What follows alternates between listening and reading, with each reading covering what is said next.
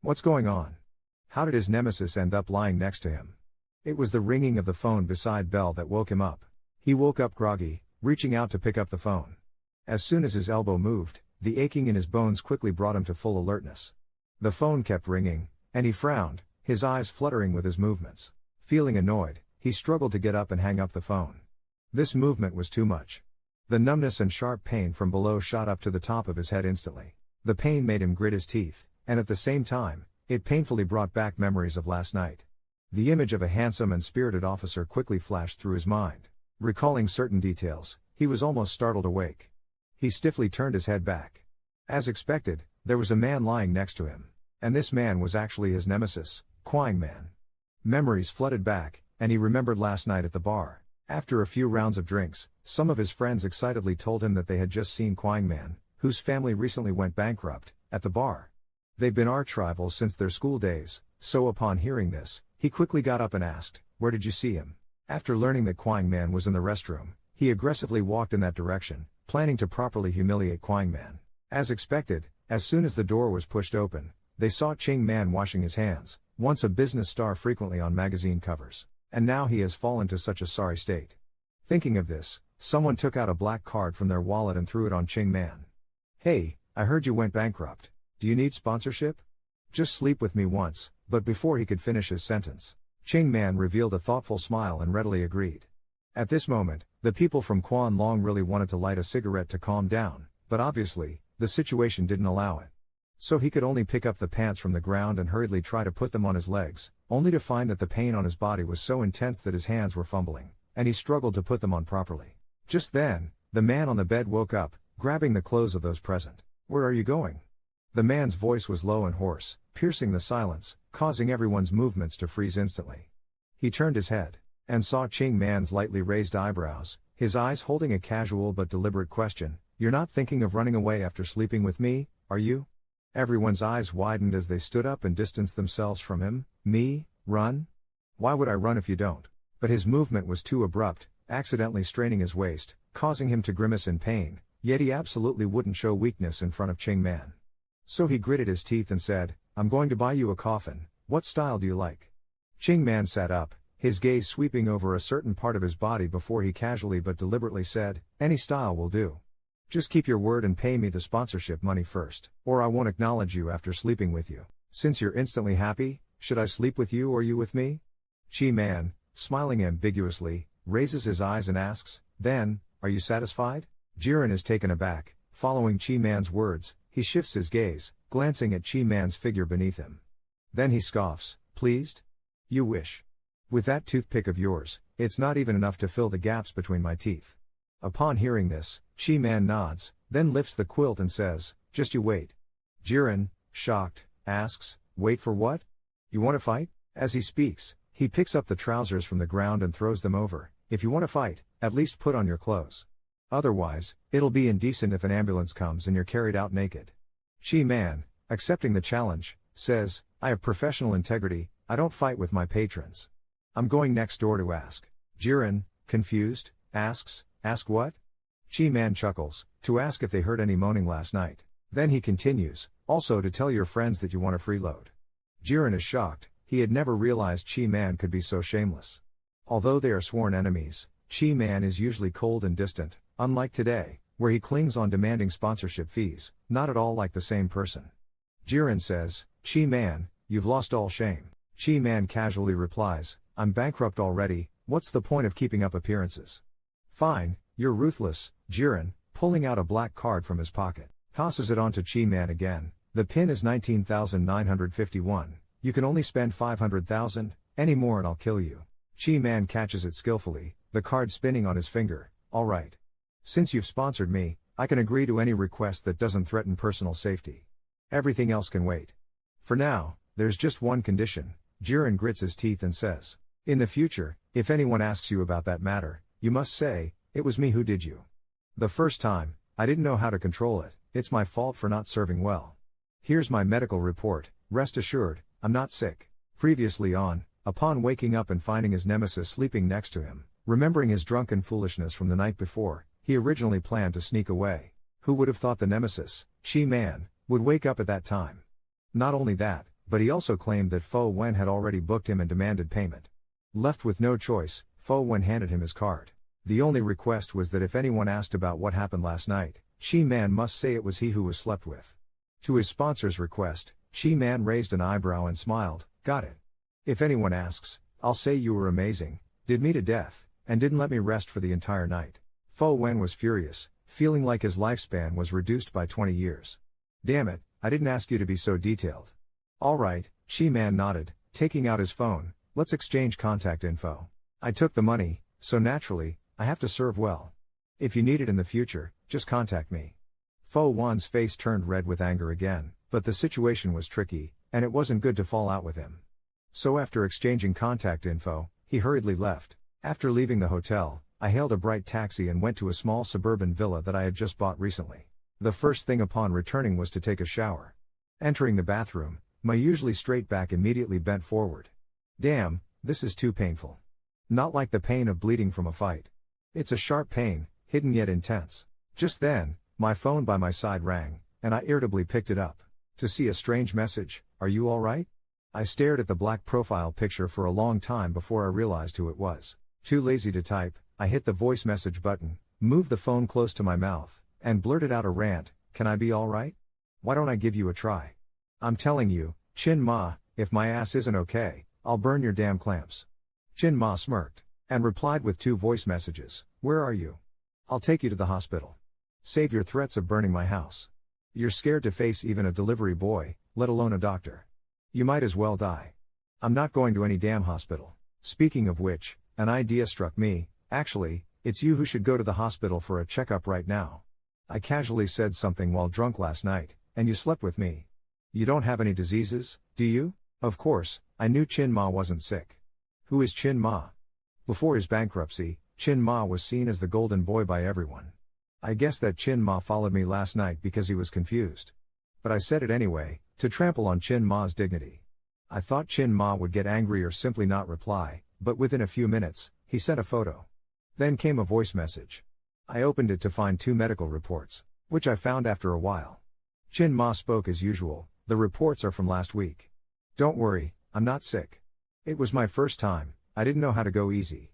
I didn't do a good job, so I can't take all the money, let me give you a little.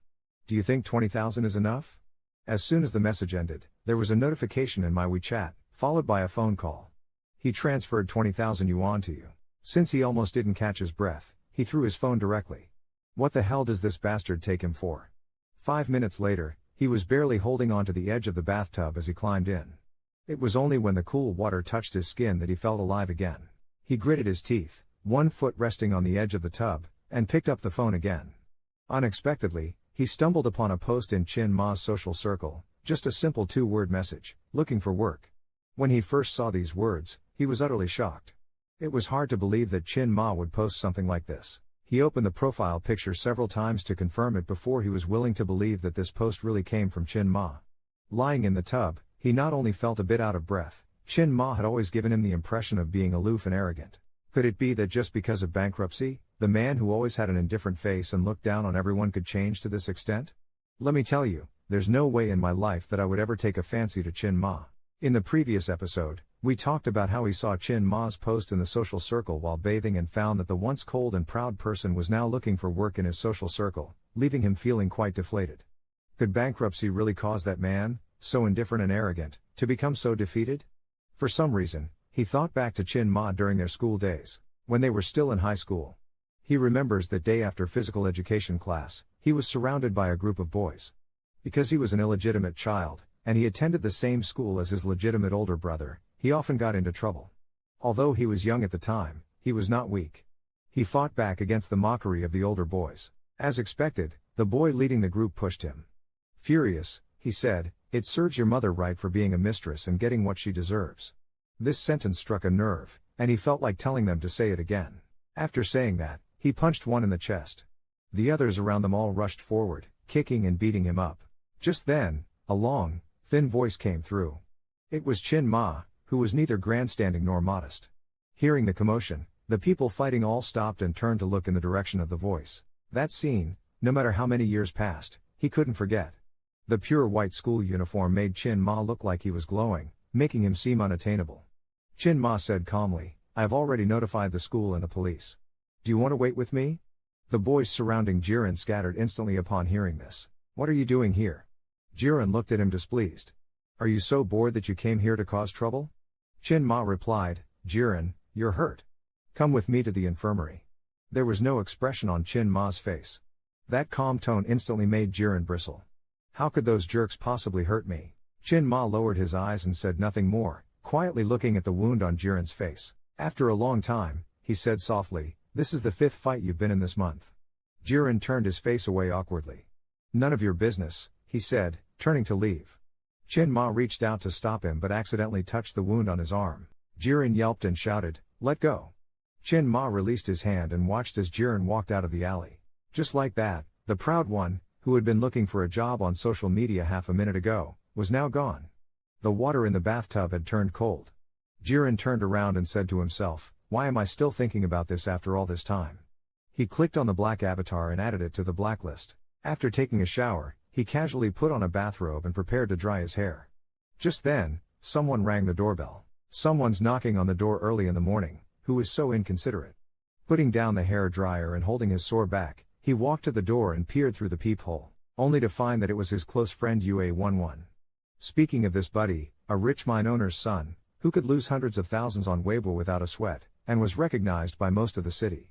Yue11 sat down and got straight to the point, I say, let's go partying tonight. Yesterday, Quinman was soaking, and he was taken away. Just thinking about these people made him lose interest and not go. Yue11 sized him up and down. It seems Quinman was pretty fierce last night, right? Being startled, in just a few seconds, he had already cursed Quinman's ancestors for 18 generations. But he only had a moment of shock before quickly calming down. No, Quinman and Yue11, these two are not connected in any way. Quinman couldn't possibly have told him about it. As soon as he opened his mouth, who told you I did anything with Quinman? Yue11 asked, were you drunk? You told me yourself last night. He really didn't remember that part, he drank too much last night, and his memory storage was clearly insufficient. The details before going to the hotel were long forgotten. However, he did remember how he fished Quinman on the bed. Now that he had calmed down, he even remembered the warmth of Quinman's body. He cursed silently and immediately stopped reminiscing. Yue11 continued to gossip, I knew something was off with you since school. All these years, you've kept yourself pure and haven't shown interest in anyone. Who would have thought your first time would be with the genius Quinman? You're not in love, are you? Get lost. I'd never choose Quinman, he cut him off directly. You're talking nonsense. Besides, what if I told you I was the one who did him last night? Quinman looked seriously at him, if your body wasn't in good shape, we couldn't have done anything. The higher-up mentioned that Quinman's best friend, Yue11, came to see him. During the visit, Yue11 inquired about what happened between him and Quinman last night, even going so far as to say, what if I told you I did him last night? Yue11 fell silent. After a long while, he finally spoke, his voice full of shock, are you out of your mind? With your conditions, you could easily have tons of people flocking to you. Why would you bother with Quinman? He didn't give them a chance to speak and continued to roar. You have to understand, Quinman is the dream lover of our millions of Shaolin girls. And now, he's been messed with by you? He looked speechless. Yue11, where's your dignity? Yue11 sneered. How much is dignity worth? Tell me, how much did you pay to get Quinman? I might give it a try too. Maybe I can even make him spin. Impossible, he cut him off directly, you're talking nonsense. I have principles. I've already agreed to a long-term relationship with him for a year. Yue11 waved his hand dismissively, so boring. Then take Quinman out tonight. Everyone knows you left with Quinman last night. They're all waiting to see you show off. Hearing this, he frowned, everyone knows? Yue11 looked at him with glee, who told you to be so awful last night? It's no surprise everyone knows you've bagged Quinman. He had a headache. Last night, he hadn't really intended to do anything with Quinman. Bagging him was just supposed to be like getting another little brother. But the situation had spiraled completely out of control. In the end, he could only say helplessly, all right, see you later. The silver Lamborghini was on the road and whenever it hit a red light, it always drew attention from nearby cars. He took out his phone, opened the search engine, and typed in, how to re-add someone after blacklisting them on WeChat. He thought to himself, since I've already said I'm going to bag Quinman for a year, I have to see it through. After adding Quinman back as a friend, he immediately sent him a voice message, where are you? I need to talk to you. Send me the address, I'll pick you up. After sending it, he tossed his phone aside, holding the steering wheel with one hand and resting the other casually on the car door. As soon as the light turned green, the car took off with a roar. When he reached the agreed location, he had just parked the car when he saw Quinman walking out. He was wearing a simple white hoodie and black jeans, standing straight by the street, his tall figure very eye-catching. He couldn't help but glance at his own black hoodie and jeans, feeling a bit out of place. As he got out of the car, he saw a young woman walking toward Quinman. He didn't know what she said to Quinman, but Quinman's expression remained indifferent as he shook his head. Watching Quinman's aloof demeanor, he once again remembered the cold look Quinman had during their school days when he wore his uniform, always keeping people at arm's length. This really suited Quinman's persona. He was watching with great interest, but unexpectedly met Quinman's gaze. Quinman raised an eyebrow, refused the woman's business card, and walked straight towards the car. Quinman got in, fastened his seatbelt, and then turned to him, asking, "Is your body okay?" He didn't expect him to bring up the matter as soon as he got in. He almost lost control of the gas pedal and angrily turned his head. "None of your business."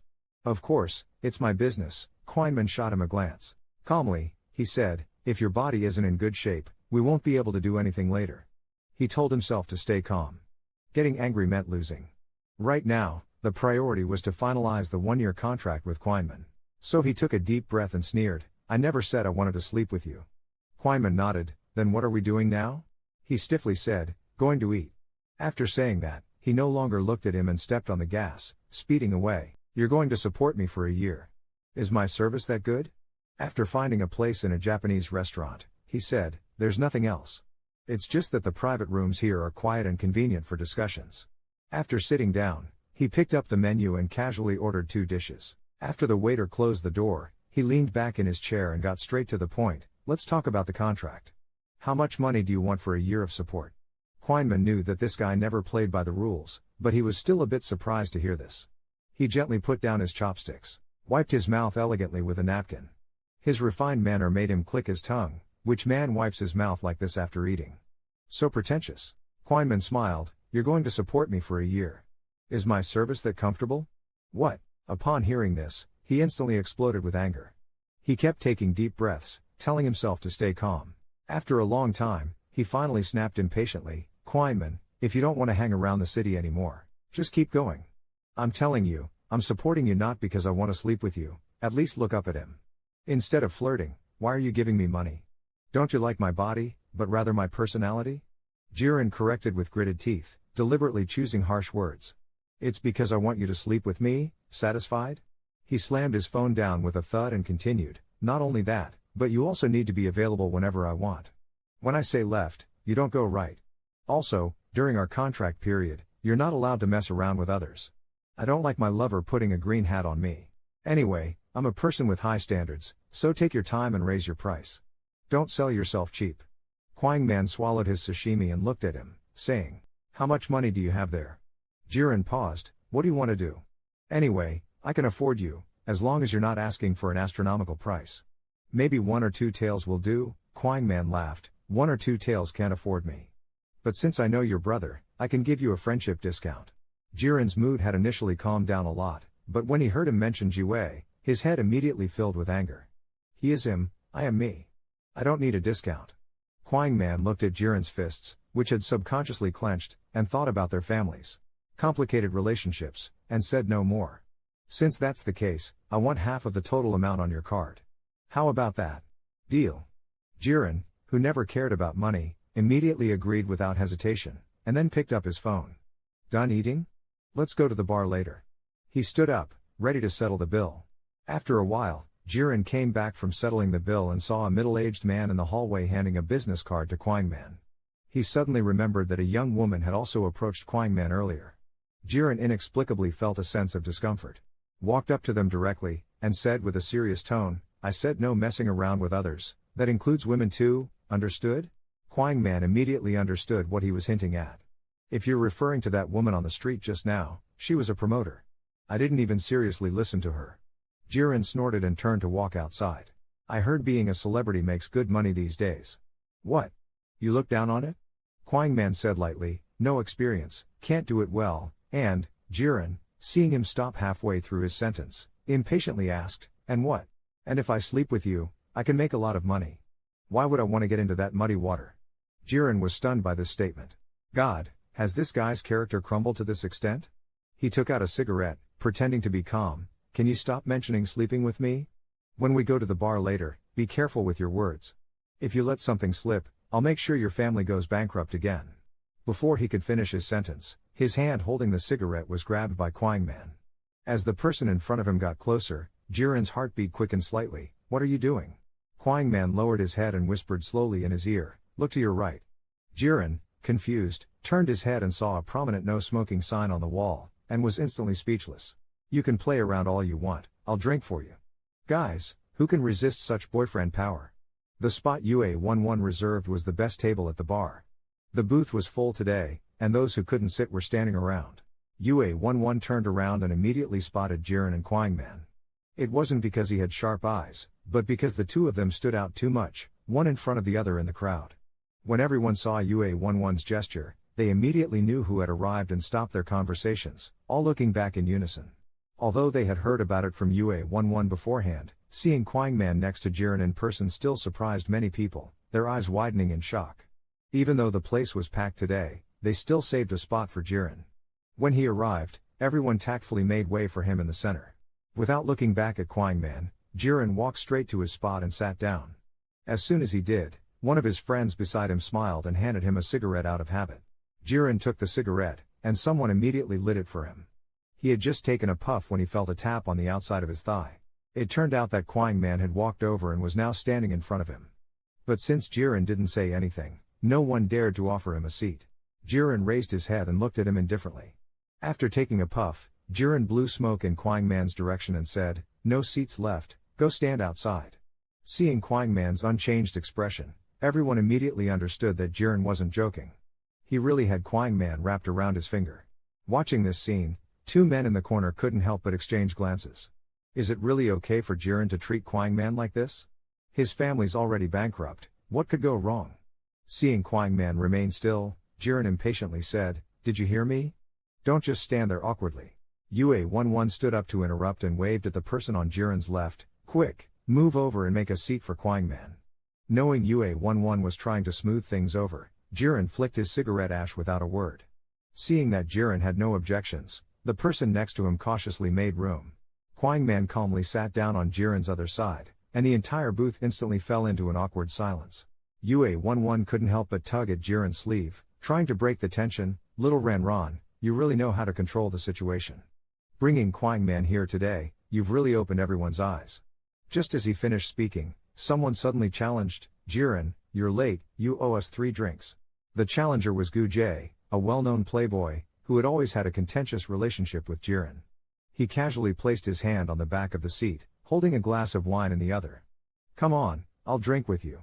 Jiren shot a glare at UA11, silently asking, why did you invite all these clowns? UA11 looked innocent, it wasn't me, he was at the table next to us. It seems he came just for you. Seeing his reaction, Jiren said no more and didn't even look at Gu Jae. He simply picked up the full glass of wine in front of him and downed it in one gulp. Gu Jae's face twisted in anger as Jiren's dismissive attitude infuriated him. Damn it, this guy was ignoring him. What an ungrateful brat. Gu Jae drank while eyeing Ching Man, who was sitting next to Jiren. He refused to believe that the cold beauty of the Qin family could really be subdued by Jiren, a bastard child. Fu Jae extended his glass in front of a woman with exposed shoulders and ordered her to pour him some wine. The woman obediently grabbed the bottle and poured the wine for him.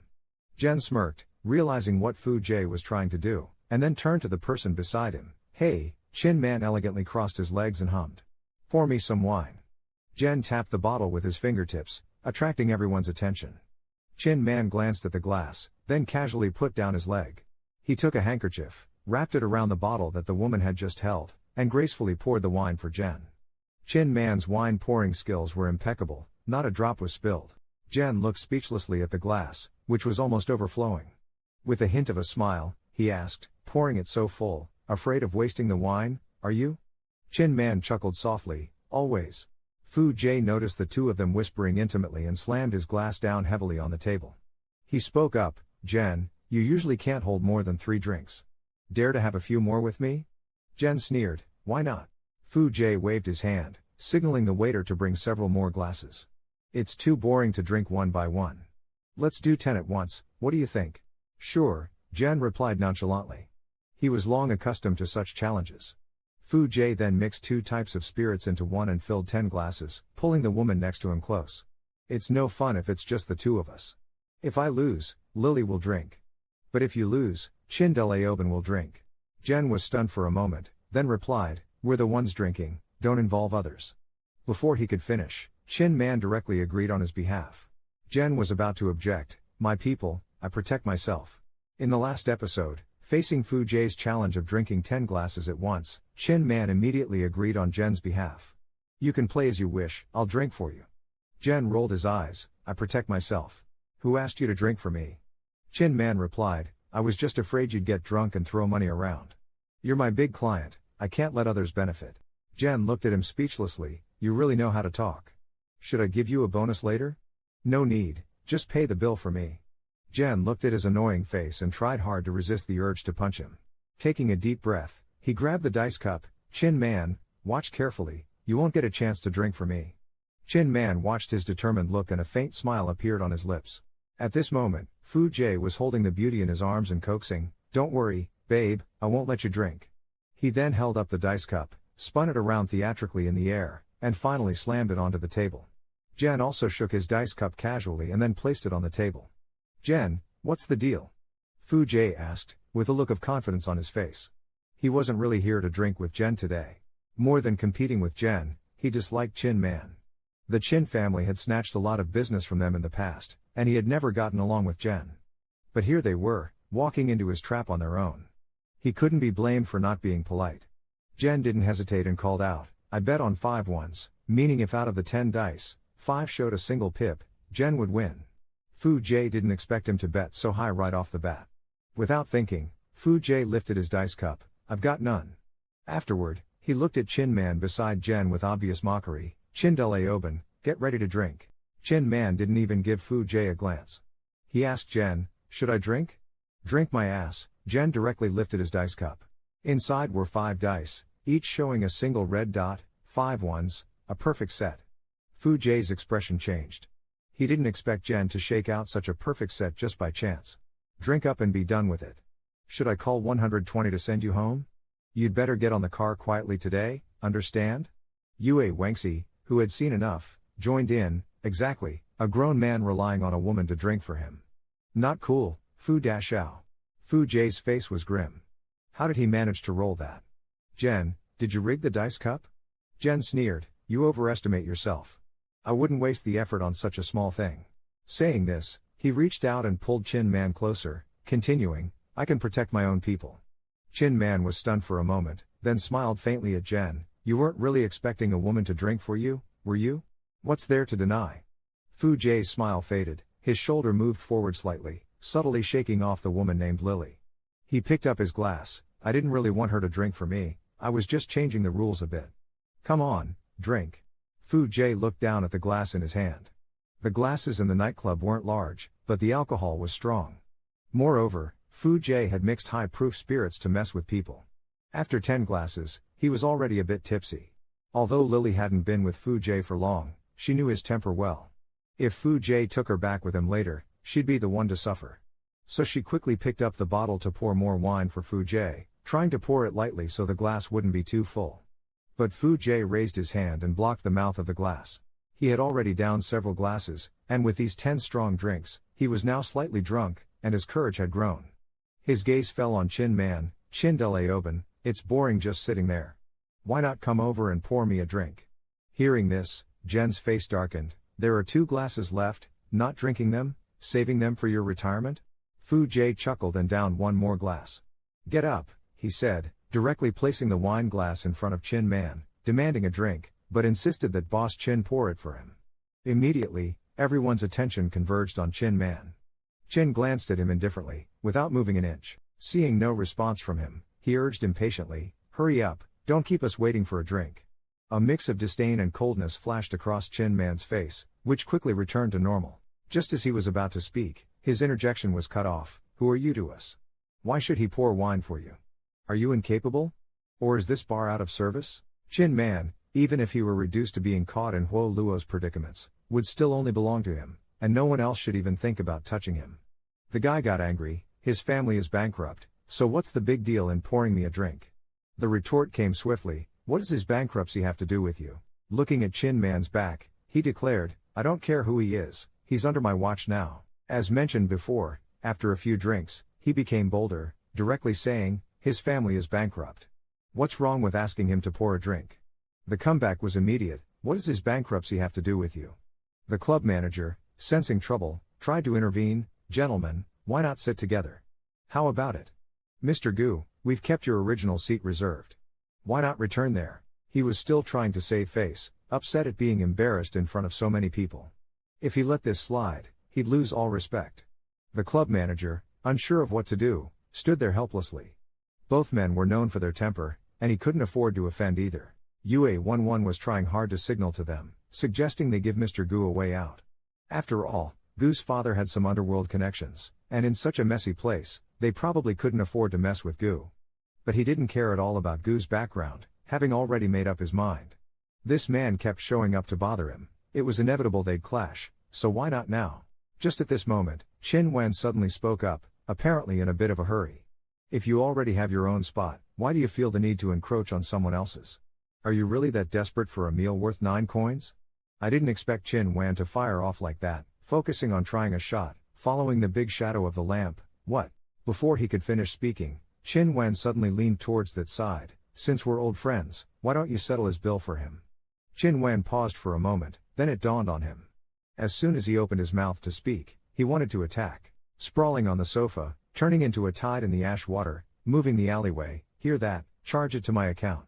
Gu was instantly furious, hence he first chose a softer approach. Ching Man, I'll let you make a fool out of me.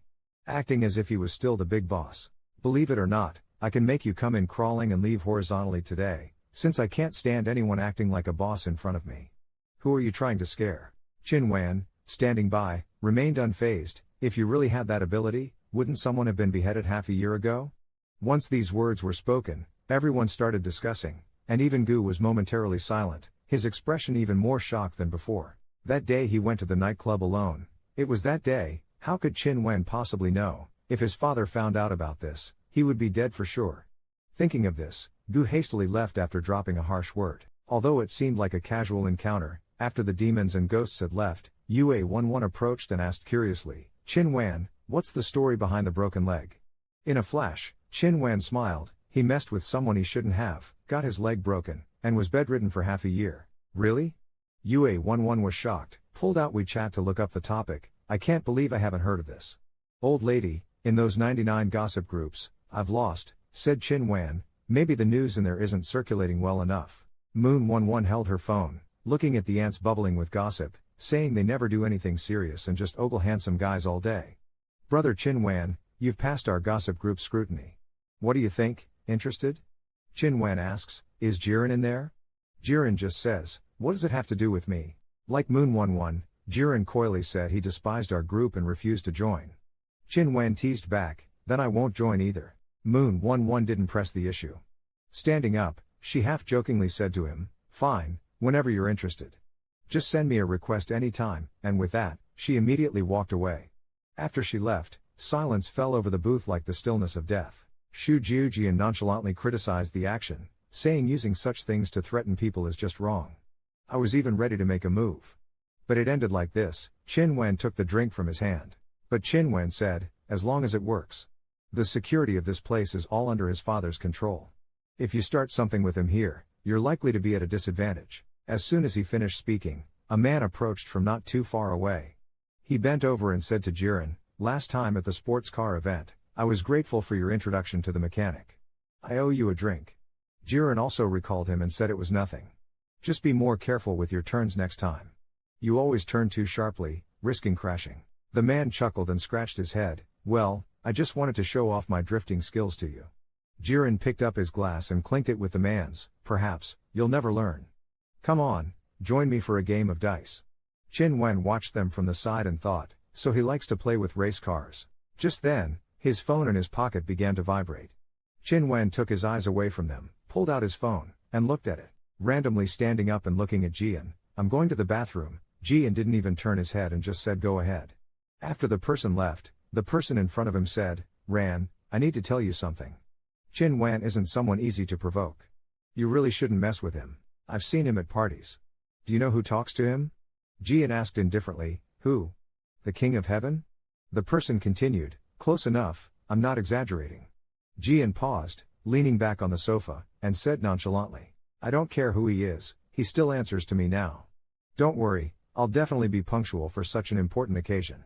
After hanging up the phone with his mother, Ching Man turned around and walked towards the front desk. "Ching Man," someone called out.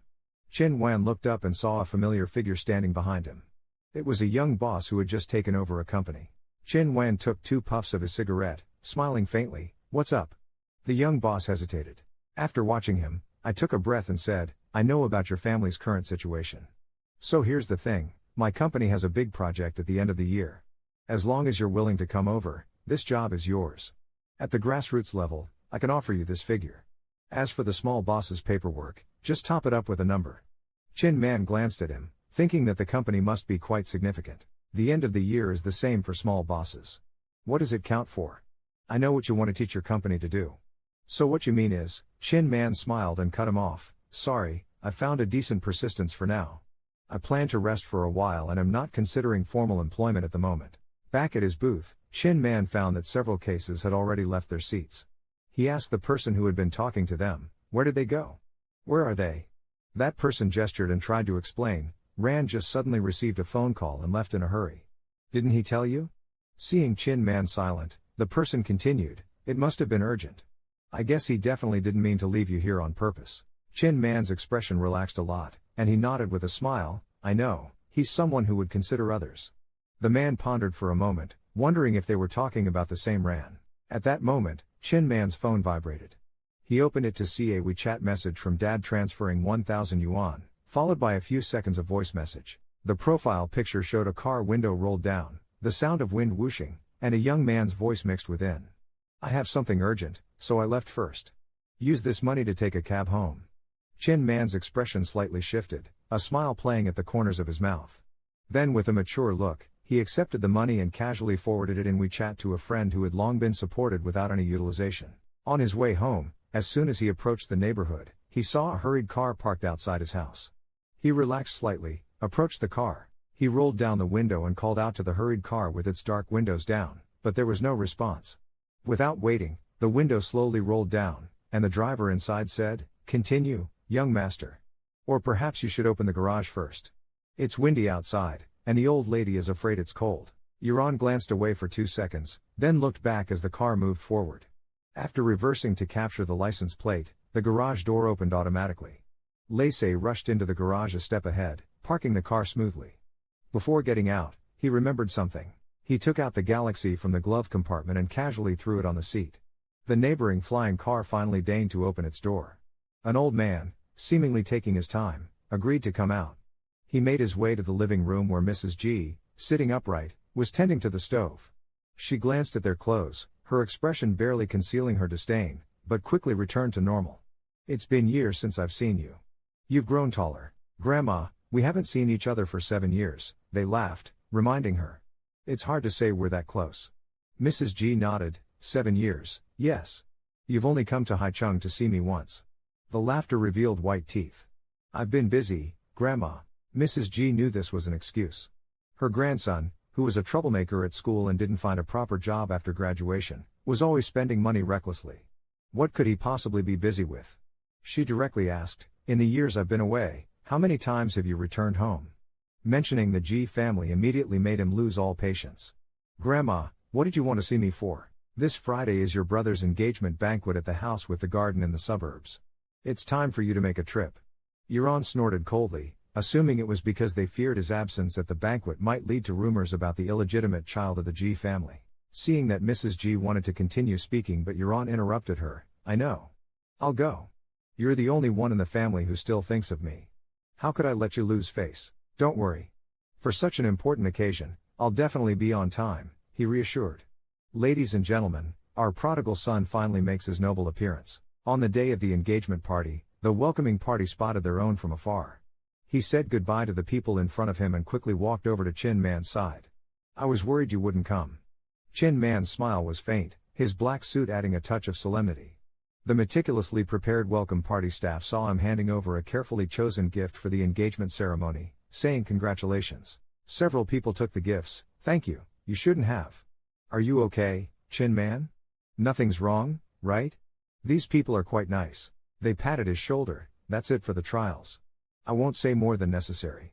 If there's anything you need, just let Jing Guang know. Chin Man hummed in acknowledgement. I'll go inside first. You go and attend to the others, brother. A familiar voice came from behind, making Chin Man stop in his tracks. He turned to look towards the voice, and upon seeing the person clearly, Chin Man couldn't help himself. His mouth couldn't stop curving upwards. He saw Ji Ran in a tailored black suit, looking tall, slender, and distinguished. With his already delicate and handsome features, he resembled a beloved prince. His hair dyed in a conspicuous and vibrant green stood out under the sunlight, making him look particularly striking. Seeing Chin Man, Ji Ran was also surprised, but he quickly turned away, putting on a harmless smile, greeted by several frowning faces. Crazy happy, brother, they said coldly. It was evident they were holding back because of the presence of others, but their irritation was undeniable. Why are you here? Ji Ran tousled his hair. As your brother is ill, it's only right for me to bring some cheer. And where's sister-in-law? Which family's daughter is so fortunate? Their faces turned ashen. In their eyes, this brother was a symbol of their father's betrayal of the family. Every time they saw Ji Ran, they couldn't suppress the anger in their hearts. No one owes you a storyline. It seemed Ji Ran remembered something. They cut to the chase. Be straightforward. I actually do have a message for you. Either leave now or act like a guest and stay quiet inside. If there's any trouble today, I'll definitely hold you accountable. Ji Ran's smile faded. First off, it's not your turn to run the family household yet. And even if one day it does fall into your hands, I have nothing to do with you. Don't start with me here. This was the message from King Ji to them. He turned around, feeling satisfied. Then, he walked into the wedding banquet, leaving Kamen a bit puzzled by his actions. The people nearby quickly composed themselves, masking their emotions to avoid revealing any family troubles. Kamen focused on the departing figure and said, it's all right. I'll head in too. After saying that, he followed Xian into the venue, noticing Xian's green hair and finding it quite attractive. As Xian entered the hall, he immediately spotted the other main character of the day, the bride. She appeared graceful and elegant in her white gown, surrounded by several meticulously dressed individuals, clearly not from an ordinary family. He thought to himself, at the level of the Ji family, genuine marriages are rare. It's a pity that they have to be so rigid, wasting such a good setup. What should we do? A voice suddenly whispered in his ear. Turning around, he saw Kamen had quietly appeared behind him, moving so silently that he hadn't noticed. Kamen reached out to adjust his hair but stopped short. Why did you do your hair like this? Xian swatted his hand away. This is a gift for my brother's engagement. I specifically asked UA11 to find the best stylist. By the way, what are you doing here? Can you even afford a gift? Kamen's gaze narrowed. You didn't use the money I gave you to buy gifts, did you? Don't think I don't know. You two have been inseparable since school. Xian knew he was being unreasonable but couldn't help it. Once the money is in Kamen's hands, he can spend it however he likes, but it still irks me, he thought. Kamen responded calmly, no, I used my own money. I bought a couple's watch, it wasn't expensive. Xian looked unimpressed. Cheap gifts will get you looked down upon. If you can't afford something decent, it's better not to come. Your brother will understand. Xian smirked. You and your brother have a strong bond, don't you? Just then, the butler who was accompanying Madame Ji approached them. Young Master Ji, Madame has reserved a seat for you at the third table. Reluctantly, Xian went to his assigned seat. The butler, relieved, then turned to Kamen, gesturing politely, Sir, please come this way. Your seat is at the main table. Kamen interrupted, no need. Just seat me at the third table as well. If you want to see more exciting follow-ups, click on the lower left corner to watch PP. My father-in-law and I are mortal enemies. Watch how Kamen gradually wins over everyone. Xian is my junior, of course, I know him, Kamen continued. Following the arrangement, Xian sat down at the third table in the banquet hall. Just then, he received a message from UA11. Xiao Ranran, you're so bold. My social circle is abuzz because of you. Xian, puzzled, kept reading. The message included a screenshot from social media. Xian opened the image and immediately recognized his green hair. It seemed like someone had secretly photographed him as he got out of the car, and the image was in high definition.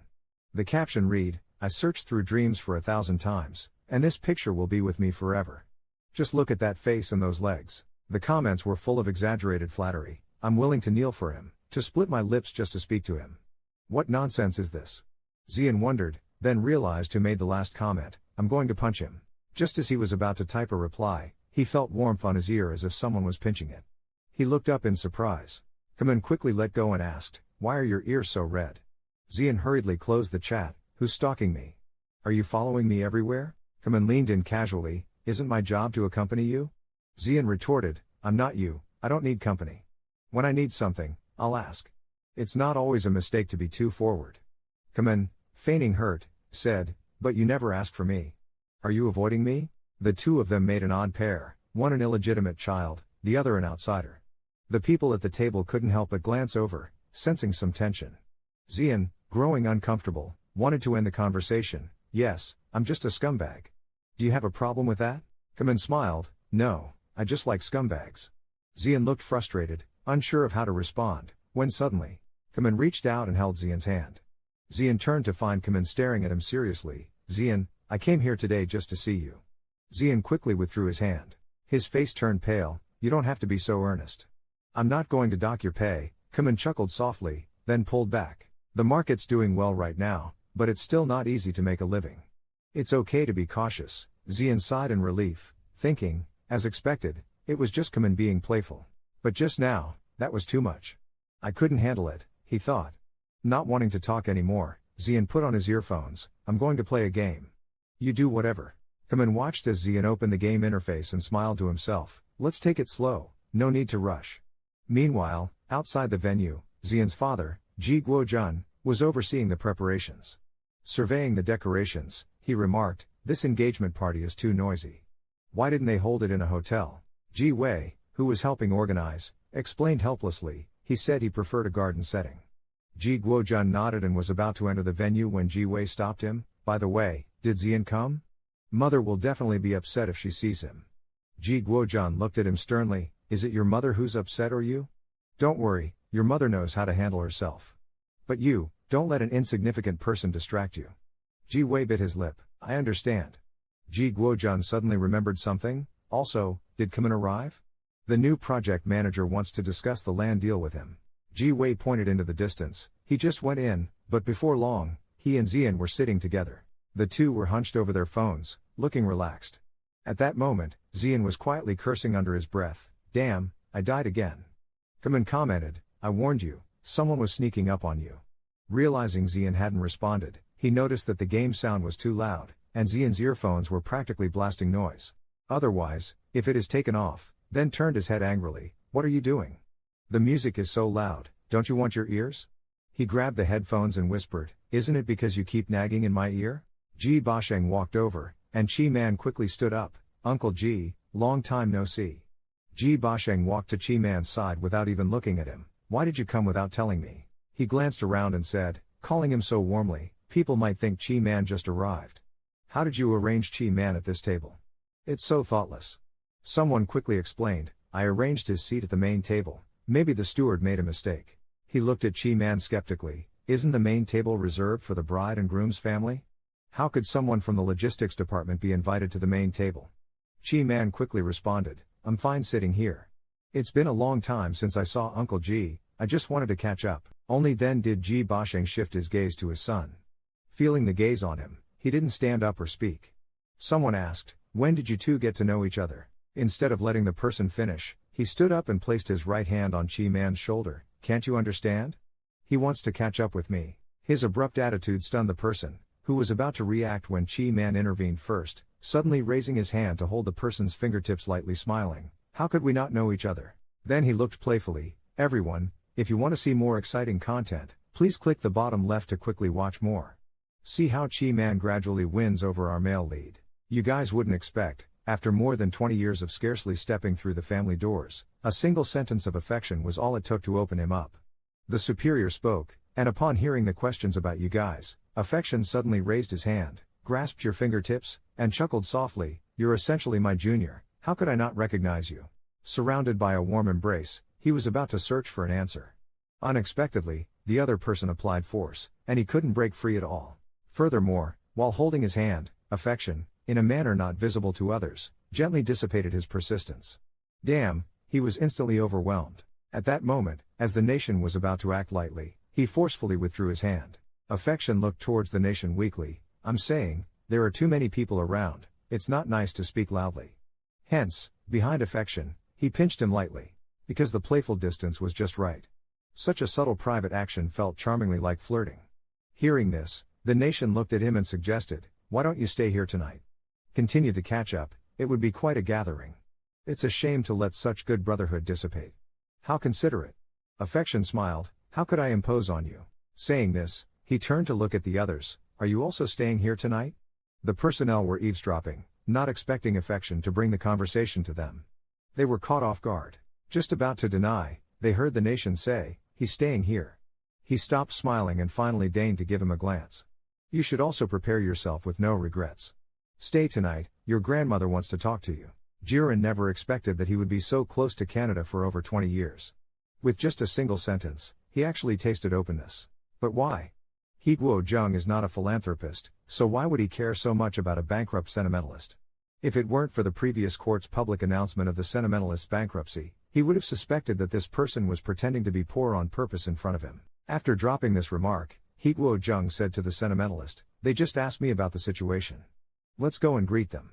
The sentimentalist nodded, gave a thumbs up, and then turned back to Jiren and instructed, Junior, I'll be right back. Jiren rolled his eyes, just go. Why tell me? The sentimentalist smiled at him and turned to leave. Jiren sat back down, took a deep breath, and finally relaxed. He shook the red wine in his hand, gazing intently at the sentimentalist. According to a friend from the media, the sentimentalist has been following He Guo-jung closely, like a wily old fox from just a few weeks ago. Their smiles and elegance in front of others were just like those in the alcohol business market. Hypocritical, Jiren cursed inwardly, and raised his wine glass to his mouth. Bored with the drinking, Jiren put down his glass, ready to get up and sneak off to the bathroom for a smoke. As he lit up in the stall, he heard footsteps from the corner. How could it be sentimentalist? He's really broke. Talk about enemies on a narrow road.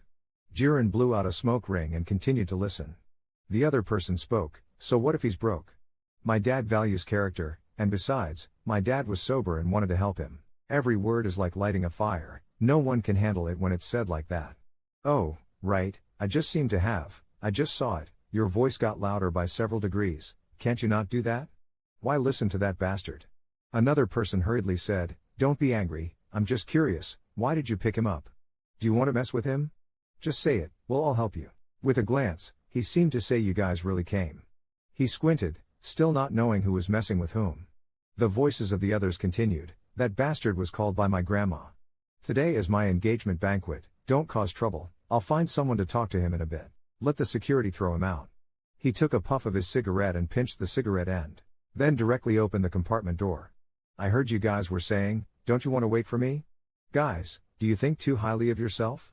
As he spoke, the smoke wafted from his mouth. I'm telling you, not only will you dare not leave me, but tonight you also have to open the main door wide and invite me in. Their faces immediately fell. One of Ah Shung's friends was the first to react. You, what about you? He shrugged off his hand, looked his friend up and down, and said, you're just too used to being coddled. Believe it or not, I could send you flying from the bathroom to the stage with just one punch. The atmosphere immediately changed, and everyone fell silent. Half a laugh later, he finally said, I'm kidding, how could I hit someone? His tone was particularly insincere as he looked at the two of them. Don't overestimate yourself and instruct me on what's right. I'm not interested in hearing about your family matters. At this moment, inside the inspection site, Ji-won is having a conversation with a woman of pleasant appearance.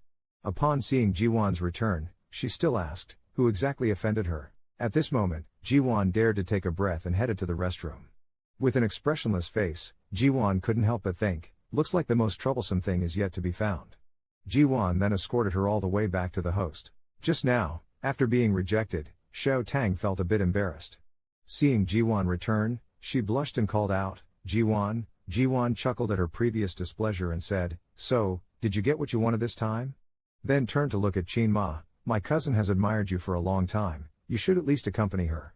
Ching Man smiled without changing his expression and said, yeah, she was my junior in high school. Ching Man softly apologized, sorry, I don't get excited easily. The girl's smile faded a bit, but she remained sweet, it's okay, I didn't expect much. Ji-won added, now that you know each other, it's the same.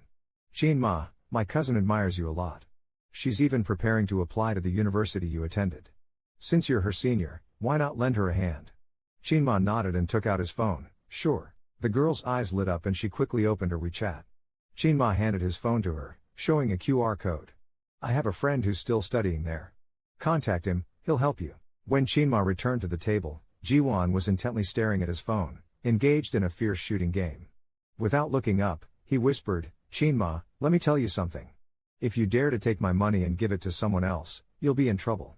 But honestly, you talk like a good junior. Ching Man watched him play with interest. So you've been observing? I'm not seeing anyone else.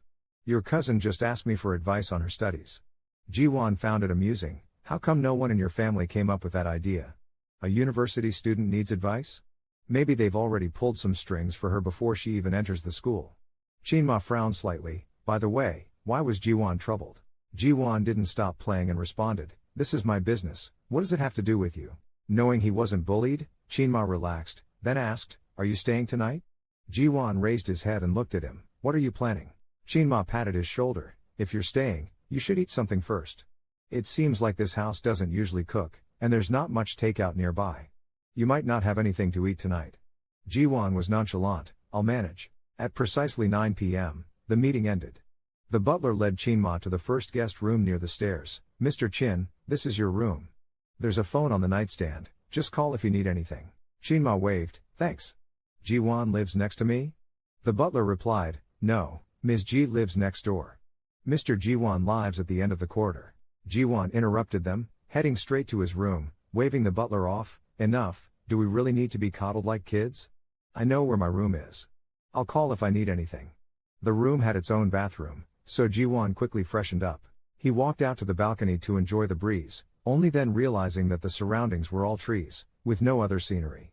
Ji-won started to regret it, wondering if he had lost his mind coming all the way out to this desolate place just to help Ji-won vent. He returned to his room, picked up the cigarette pack from the table, and found it empty. So, he grabbed a jacket and stepped out to go to the car for more cigarettes. Unexpectedly, as soon as he opened the door, he heard people talking outside. It was Ji-won's voice, Ching Man, how did you and Ji-won meet? Ji-won paused, glancing in the direction of the sound. Ching Man and Ji-won were standing at the edge of the stairs, both with their backs to him, unaware of his presence. He only heard Ching Man say, I told you, he's a junior. Of course, I know he's your junior, but you didn't interact much back then. Isn't it because your family's current situation made him seek you out? Ching Man cut him off, even though my family has fallen on hard times, we're not that desperate. You're overthinking it. Besides, he's your brother, how can you say that? I'm warning you, don't get too close to him. Ji-won took a deep breath and continued, I rarely say this, but after all, he's my dad and stepmom's son. Ching Man's voice was firm, you don't need to tell me about your family matters, I'm not interested. If there's nothing else, I'm going to rest. For more updates, click the link in the lower left corner, http://shop.funds.com to see whether Ji-won will quit drinking after this. I thought it was someone else, if I had known, I wouldn't have dressed up. Ching Man returned to his room, picked up his phone, and sent a message to his new boss. Did you drive here today? As soon as the message was sent, a red icon appeared in front of it. You're not his friend yet, please send a request. Ching Man chuckled, I wonder what offended him again. Late at night, Ching Man was sound asleep when he was awakened by a knock on the door. He quickly remembered that this wasn't his home, so he threw on a robe and went to open the door. As soon as the door opened, a strong scent of alcohol wafted in. It turned out to be his new boss, standing outside, dressed just as casually, with his pants obviously thrown on haphazardly. Ji-won's eyes were glossy, filled with tears, and his whole body was trembling. Suddenly, he spoke, Ching Man, let's sleep together. Ching Man was startled, now? Ji-won nodded, yes. Ji-won, you're drunk, Ching Man said with a smile. Ji-won shook his head, I'm not drunk. Don't overestimate yourself and instruct me on what's right. I'm not interested in hearing about your family matters. At this moment, inside the inspection site, Ji-won is having a conversation with a woman of pleasant appearance. Upon seeing Ji-won's return, she still asked, who exactly offended her? At this moment, Ji-won dared to take a breath and headed to the restroom. With an expressionless face, Ji-won couldn't help but think, looks like the most troublesome thing is yet to be found. Ji-won then escorted her all the way back to the host. Just now, after being rejected, Xiao Tang felt a bit embarrassed. Seeing Ji-won return, she blushed and called out, Ji-won. Ji-won chuckled at her previous displeasure and said, so, did you get what you wanted this time? Then turned to look at Ching Man. My cousin has admired you for a long time, you should at least accompany her. Ching Man smiled without changing his expression and said, yeah, she was my junior in high school. Ching Man softly apologized, sorry, I don't get excited easily. The girl's smile faded a bit, but she remained sweet, it's okay, I didn't expect much. Ji added, now that you know each other, it's the same. Ching Man, my cousin admires you a lot. She's even preparing to apply to the university you attended. Since you're her senior, why not lend her a hand? Ching Man nodded and took out his phone, sure. The girl's eyes lit up and she quickly opened her WeChat. Ching Man handed his phone to her, showing a QR code. I have a friend who's still studying there. Contact him, he'll help you. When Ching Man returned to the table, Ji was intently staring at his phone, engaged in a fierce shooting game. Without looking up, he whispered, Ching Man, let me tell you something. If you dare to take my money and give it to someone else, you'll be in trouble. But honestly, you talk like a good junior. Ching Man watched him play with interest, so you've been observing? I'm not seeing anyone else. Your cousin just asked me for advice on her studies. Ji found it amusing, how come no one in your family came up with that idea? A university student needs advice? Maybe they've already pulled some strings for her before she even enters the school. Ching Man frowned slightly, by the way, why was Ji troubled? Ji didn't stop playing and responded, this is my business, what does it have to do with you? Knowing he wasn't bullied, Ching Man relaxed, then asked, are you staying tonight? Ji raised his head and looked at him, what are you planning? Ching Man patted his shoulder, if you're staying, you should eat something first. It seems like this house doesn't usually cook, and there's not much takeout nearby. You might not have anything to eat tonight. Ji was nonchalant, I'll manage. At precisely 9 p.m., the meeting ended. The butler led Ching Man to the first guest room near the stairs. Mr. Chin, this is your room. There's a phone on the nightstand, just call if you need anything. Ching Man waved, thanks. Ji lives next to me? The butler replied, no, Ms. Ji lives next door. Mr. Ji lives at the end of the corridor. Ji interrupted them, heading straight to his room, waving the butler off, enough, do we really need to be coddled like kids? I know where my room is.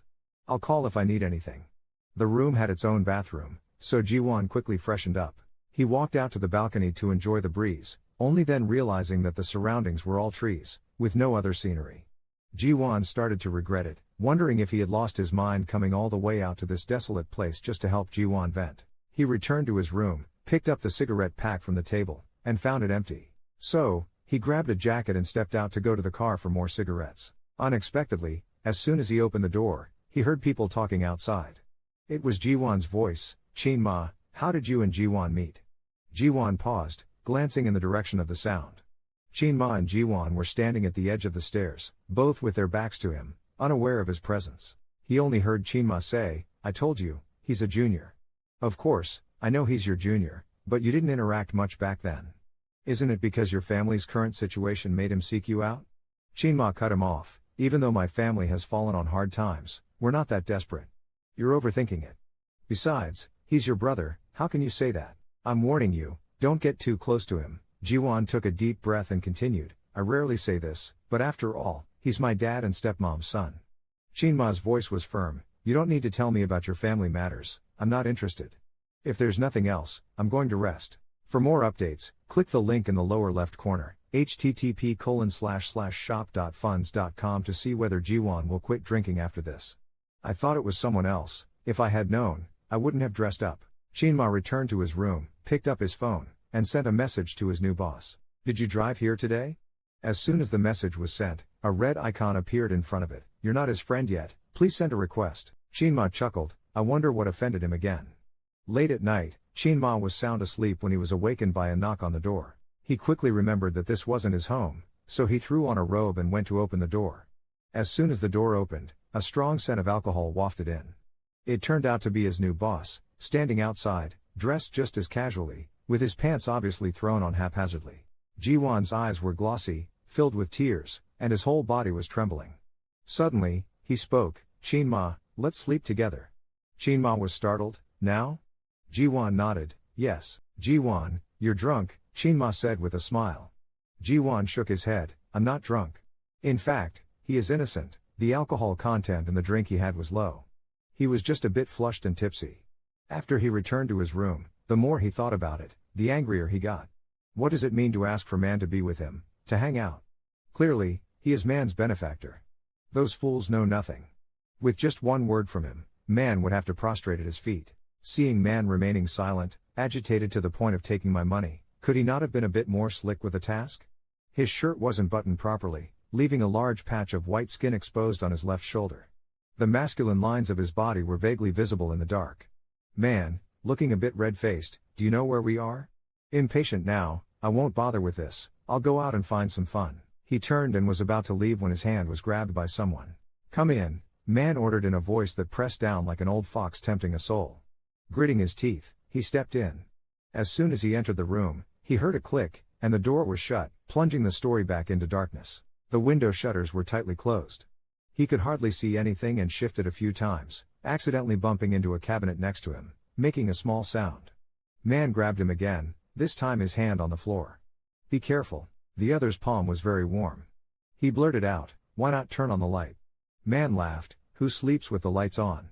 After saying that, he reached over and pressed the switch on the floor, turning on the small lamp by the bed, weakly illuminating the room. Then he walked toward the edge of the bed, slowly unbuttoning his shirt.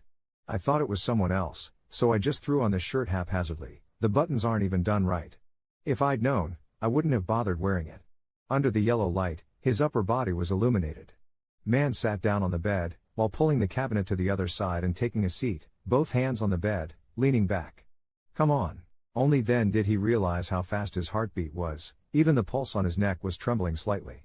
He stood still, trying to remember how he had managed this last time. Man teased, what's wrong? Are you scared? He never backed down, lifting his chin defiantly, scared my ass. He walked over, back straight, hands and feet in sync, awkwardly following the invitation to sit at the edge of the bed. Watching the person by his single bed, who would disappear without a trace after a night's sleep, he suppressed a laugh and said, be careful not to fall off. As soon as he touched the bed, he felt his behind being drawn to it and thought to himself that this time he must get back up, to let the inviter experience the same pain. As he was thinking, a sudden sensation of a wooden fish hit came. The inviter felt for the spot and braced his hand by his leg. If you don't hold on, how will you stay put? Feeling his determination rising, he gritted his teeth and pushed hard. Don't worry about what I'm thinking, just lie down properly. The inviter obediently laid down in the middle of the bed, resting his face on his hands, thinking the stripping must continue. Then he saw his chance and pressed down on him. Why are you in such a hurry? Don't you know how? Let me do it instead. As the superior spoke, he came into the inviter's room, pretending to be drunk, intending to sleep together, and saw the inviter continue to strip. Once more he was annoyed. Why are you in such a hurry? Don't you know how? Let me do it instead. The inviter was amused by him. Actually, a little bit, and it's already past 3 a.m. We should sleep. No kidding, just lying there. The inviter looked over again, and as he thought about it, he managed to take a couple of deep breaths. It's just sleeping, he thought to himself, it's not a big deal. So he steeled himself, took off his shoes, and climbed into bed. Thus, they looked at each other in the dawn, locking eyes for a moment. Seeing the person returning to himself, he wanted to laugh but held back due to the unbearable urgency. So, he opened his mouth. Sit down, since you've mentioned it, stop rushing me, you'll scare me to death. But how exactly should he sit down? He wasn't without experience in watching movies, but when it came to actually doing it, he had no idea where to start. At this moment, a guiding hand reached out to him, offering a clue. Ching Man hooked the corner of his mouth. Do you not know how? How could I not? But before he could finish his sentence, Ching Man suddenly stood up. Folks, due to censorship reasons, the following scene is omitted. Those who want the complete version, follow the rules and join the fan group to find out. After it was over, they ate instant noodles together. What kind of experience is this? In the previous episode, it was mentioned that they came to participate in a photoshoot for a magazine cover. In the evening, he drunkenly went to Ching Man's room. The rest of the plot, you can guess. 2 hours later, he was lying in bed, staring at the ceiling, waiting for the residual excitement to fade away. Only after slowly regaining his composure did he turn over and ask, got a cigarette? Ching Man opened the drawer and sat beside him. No, I don't smoke. Lying again? He was halfway through his sentence when Ching Man interrupted. The last time you smoked was with you guys. That's called stealing. He finished, and was about to get out of bed when Ching Man grabbed him. Where are you going? He replied, to the car to get cigarettes. Ching Man said, let me go instead, I'm worried you'll be seen. Since it's like stepping on your tail, you're angry and upset. So what if I saw it? You're afraid I'll be kicked out. The bowl of the zither pointed out only his surroundings. You might not be very suitable to go out now. Since you don't understand, follow the gaze of the zither bowl, and glanced at yourself. Only the ancient sword on top, dissatisfied with just a red cross. It was all spotted by the zither bowl just now, one by one. Damn it, it's a script with mud characters. Since you can't help but curse and go fish, you take out the car keys from your pants pocket, throw them on the zither bowl. The car is parked at the door, hidden in the trunk. The zither bowl took the keys and was about to leave. Since he taught him, wait, there's also instant noodles in the trunk, bring a box over, I like the beef flavor. This person actually put instant noodles in the trunk. It's really. The zither bowl couldn't help but ask, can I take a box? Since you're in a bad mood. No, pay for it, 12 yuan a box. 10 minutes later, the two opened the lids of the instant noodles in front of them, and the aroma of the fast food immediately filled the whole room. After eating and drinking, the sky had already started to light up with the discussion. As I wiped my mouth and got up, I said, I'm leaving. Ching Man asked, aren't you going to sleep? I replied, I'm going back to my room to sleep. For Hang Xiao's whole life, don't let him mock you. And, do you want your good brother to know about us? Ching Man, the director, said, I don't really care. Seeing him like this, it was as if something was off. Strangely, I felt a bit upset. Isn't it just bankruptcy? Is it worth all this trouble? Even losing face in front of his friends. For Ching Man, making money shouldn't be difficult, and he even transferred a lot of money to him. That money, while it may not make him super wealthy, could at least help him run a small business. Could it be that he gave too much, making Ching Man complacent? As I buttoned my shirt, I said, you're too fat, it's too tight to sleep together. After saying that, I grabbed the car keys on the bedside table and was about to leave. Who would have known, just as I opened the door, I was startled by the figure standing in front of me. It was his little cousin standing outside, wearing a tracksuit, his hand raised as if he was about to knock. Seeing me, he was shocked and stammered, sorry, I was hoping to ask Ching Man to go for a run. Did I knock on the wrong door? No, you didn't. I turned back and called, Ching Man, someone's asking you to go for a run. From inside, Ching Man's voice replied, sorry, I still want to sleep a bit longer, so I'm not going. I turned and said, did you hear that? He said he's not going. His little cousin seemed to snap out of his shock and blurted, you too, you too. I tossed the car keys and said, what about us? Haven't you seen two men eat instant noodles together? He said, but I only have 400 bucks left, can I make up for it in other ways? The superior spoke up. After finishing instant noodles with Ching Man, the sky had already brightened. Just as we were about to head out, we bumped into his cousin who wanted to invite Ching Man for a run. Finally, under his shocked gaze, we nonchalantly left. Near noon, Ching Man finally came out of the room. Leaning against the hallway mirror, I yawned as I walked out. Seeing me, Ching Man chuckled. Walking up to me, he asked, you're awake? I rubbed my eyes and mumbled, I had planned to take a shower, but who knew I indulged too much last night, drank a bit too, and couldn't get up. It was all his fault. Watching Ching Man naturally tidy up my collar, I felt a slight shiver run down my lower back. As I went downstairs, I saw a few people sitting on the couch looking at documents.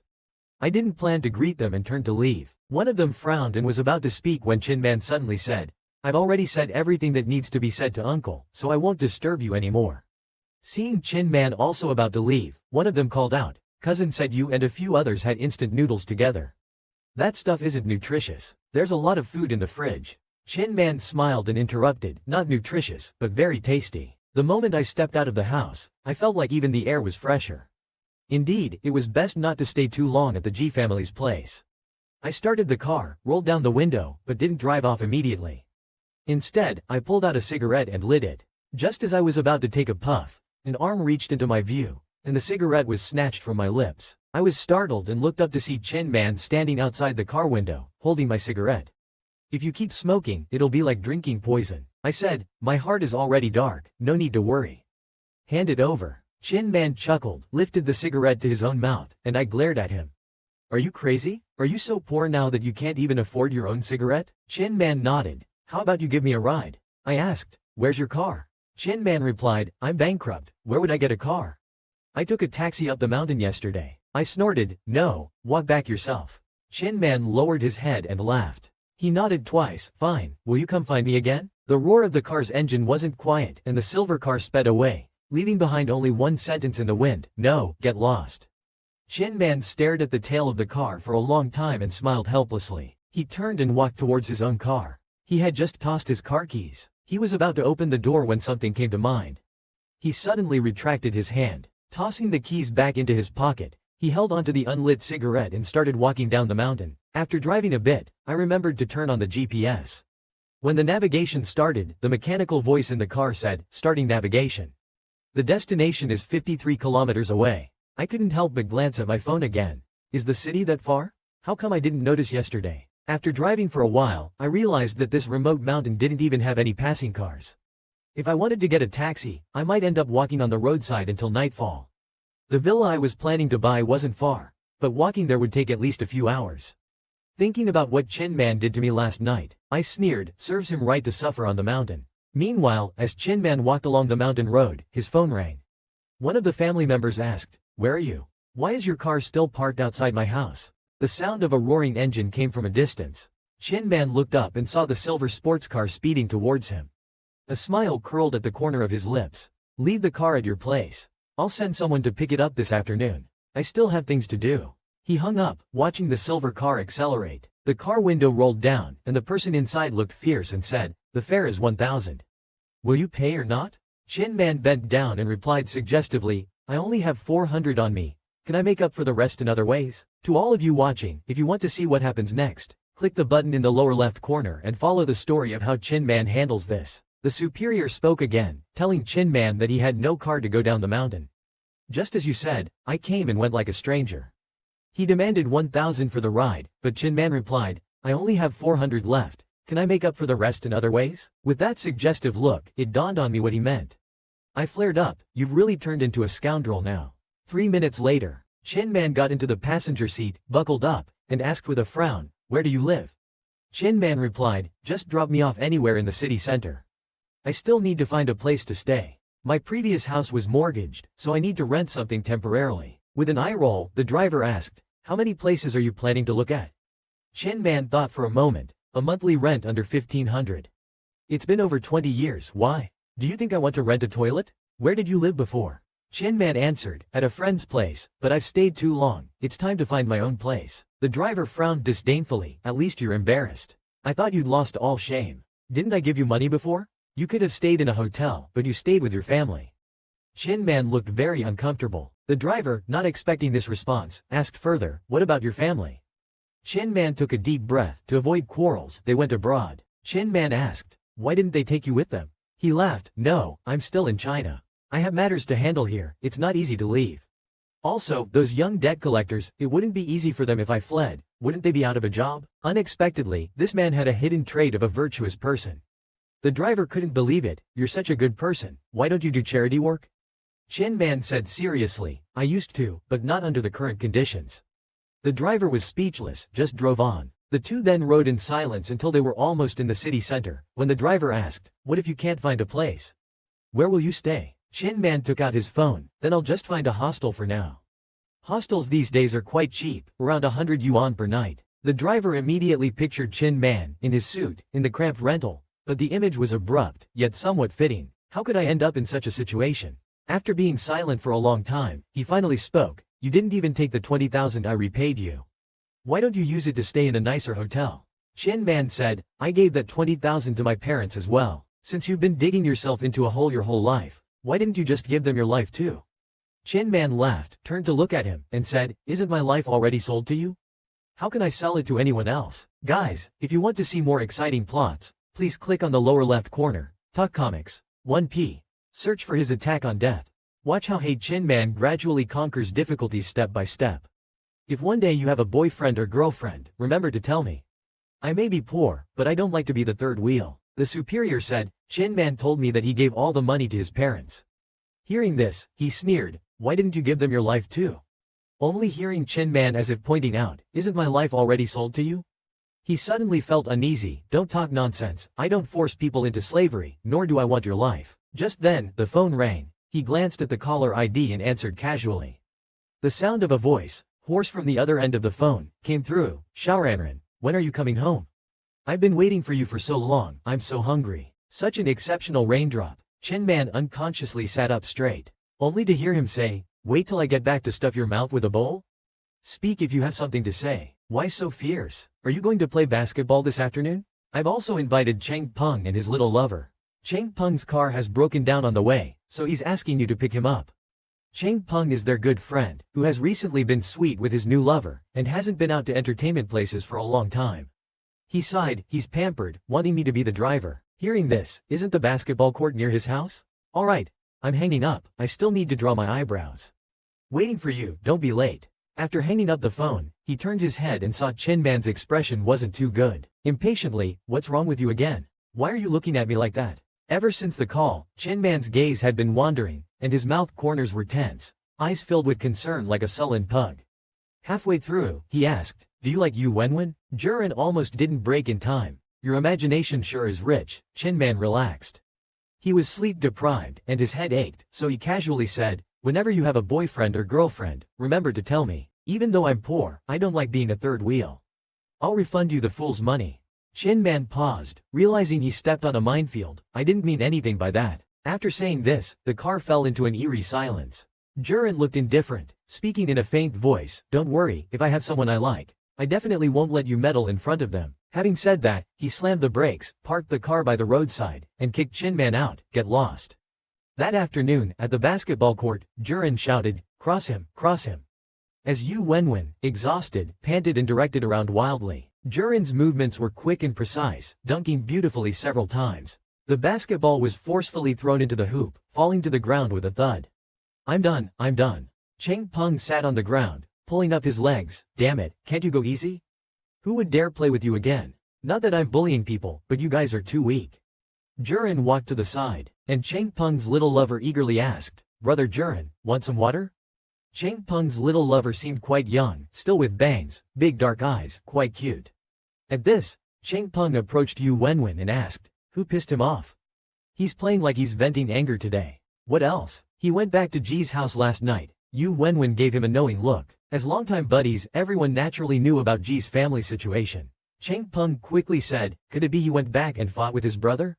Why wasn't I called for that? Yu Wenwen had a black line on his face. No, Ji Wei got engaged yesterday, he was just drinking. Chang Peng breathed a sigh of relief, patted him on the shoulder, and said, you really are something, actually feeling at ease letting him go alone. Yu Wenwen disdainfully slapped his hand away. There were so many people at the engagement scene. His dad and grandma were there, along with a few of those so-called gentlemen. Who dares to touch him in front of Xiao Ranran? Don't mention that tea again. Chang Peng gave an okay gesture, and on the other side, someone took the water and asked, are you of age? The boy was startled and nodded, yes, of age. Someone frowned, noting he still stutters a bit. Chang Peng came over, sat down, and pulled his lover closer, looked up and asked, by the way, bro, I heard about you and Chin Man, not bad daring to mess with Chin Man, should I praise you for bravery? Although Chang Peng defended him, the boy didn't seem to mind, shrinking a bit, looking somewhat intimidated by Chang Peng. Someone said, don't mention him to me. Aren't you the same? Bringing someone straight home without fearing your parents discovering it and giving you a hard time? Chang Peng smirked, I'm not afraid of them. Besides, we have so many rooms at home. If they come, I'll just say it's a friend. Remember, this one is not Chin Man, tough to manage. The boy nodded, his ears instantly turning red. After listening, someone adjusted their eyebrows and muttered. Just then a message tone sounded from the phone. He picked up the phone and saw two messages, one saying, I transferred 600 to you, covering the rest of the transport expenses. Today I apologize, don't be mad. If you don't want to see me, I won't come. Look, our gang boss is putting on a show again. It was mentioned that Chin Man voluntarily joined their PUBG game.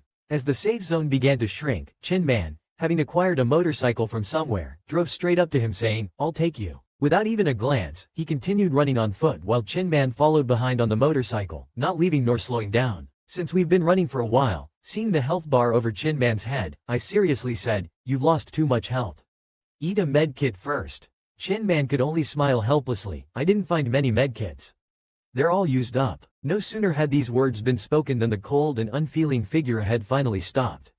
A few seconds later, there were two first aid kits on the ground. He got out of the car, picked them up and, while running and bandaging, said, I said something wrong in the car that day.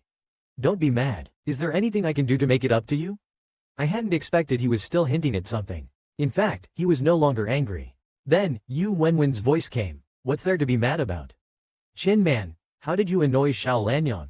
Feeling Yu Wenwen's gossipy vibe, I impatiently said, can't you play the game seriously? Saying this, I turned back and sat on Chin Man's motorcycle and said to him, got it? Yu Wenwen, not getting a response, relentlessly said, Is there no kind soul to satisfy my curiosity for an afternoon? Chin Man, starting the motorcycle, turned around and said. Zhuang Si inadvertently asked, are you still living at Chin Ran's place? Yeah, I really like the house Xiao Ranran bought. The gym and the pool are especially big. Yu Wenwen stewed a bit, then said, Chin Man, you should have been there before, right? Chin Man's expression instantly darkened, and he spoke no more. Instead, it was Chin Ran who made a sound from behind. Why so many questions? Then he propped his gun on Chin Man's shoulder. There are people in the 25-degree direction. Take them out, and we win. After playing games all afternoon, they felt a bit empty. Somebody suggested, after this match, let's go eat. Cheng Peng immediately agreed. I recently discovered a restaurant with good Sichuan and Thai food. Let's go try it. Yu Wenwen turned around and asked, Man, do you want to join us? We're planning to play some Mahjong afterwards. Chinman asked, is it okay? Will it be inconvenient? Yu Wenwen replied, there's nothing inconvenient about it. Juran added, forget it, we play some boring games, I feel bad wasting your time. Chinman lowered her eyes, if you don't want to see me, I won't go. Yu Wenwen looked up and stared at Chinran, feeling hurt, as if her eyes were bleeding. You use people and discard them, Zalin, Cheng Peng teased from the side, you guys are even more clingy than I am. Juran frowned and mumbled, glancing at Chinman, if you want to come, then come, stop acting coy. After a hearty meal at the Sichuan restaurant, the four of them set up a mahjong table. Cheng Peng held his lady and his little lover on his lap and asked, I heard Guj looked for you at the bar that day. Yu Wenwen nodded. Yeah, actually he was looking for Chinman, but he didn't succeed in the end. Cheng Peng nodded and warned Chinman, you should be careful of Guj recently. Guj is especially sneaky, he loves to do things behind the scenes. There was a person who offended him before, and Guj attacked him at night, putting him in the hospital. In the end, due to lack of evidence, the beaten person could only swallow his anger. Damn, that happened? Yu Wenwen immediately turned to Chinman. Man, you should avoid walking alone at night for now. You have leverage on him, who knows what he'll do if he's desperate. Chinman smiled nonchalantly, it's fine, he shouldn't be so obvious. Besides, if he really dares to come after me. Yu Wenwen's eyes lit up. Just give him a solid punch, coach. With righteousness filling his chest, he pats it and says, then I'll call the police. Since you just laughed it off without a second thought, you must be truly indifferent. Cheng Peng is an old hand at Mahjong. After arranging his tiles, he goes to rub his lover's waist. Baby, you draw a tile. The boy carefully draws a tile. Self-drawn. Sorry, my baby has better luck with hands. Seeing the situation, unable to help himself, he asks, can you not be so impatient?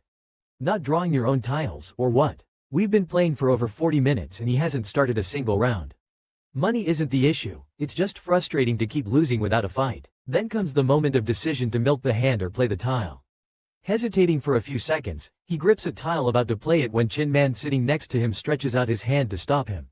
Don't play that one. Then he picks up another tile and puts it in his hand.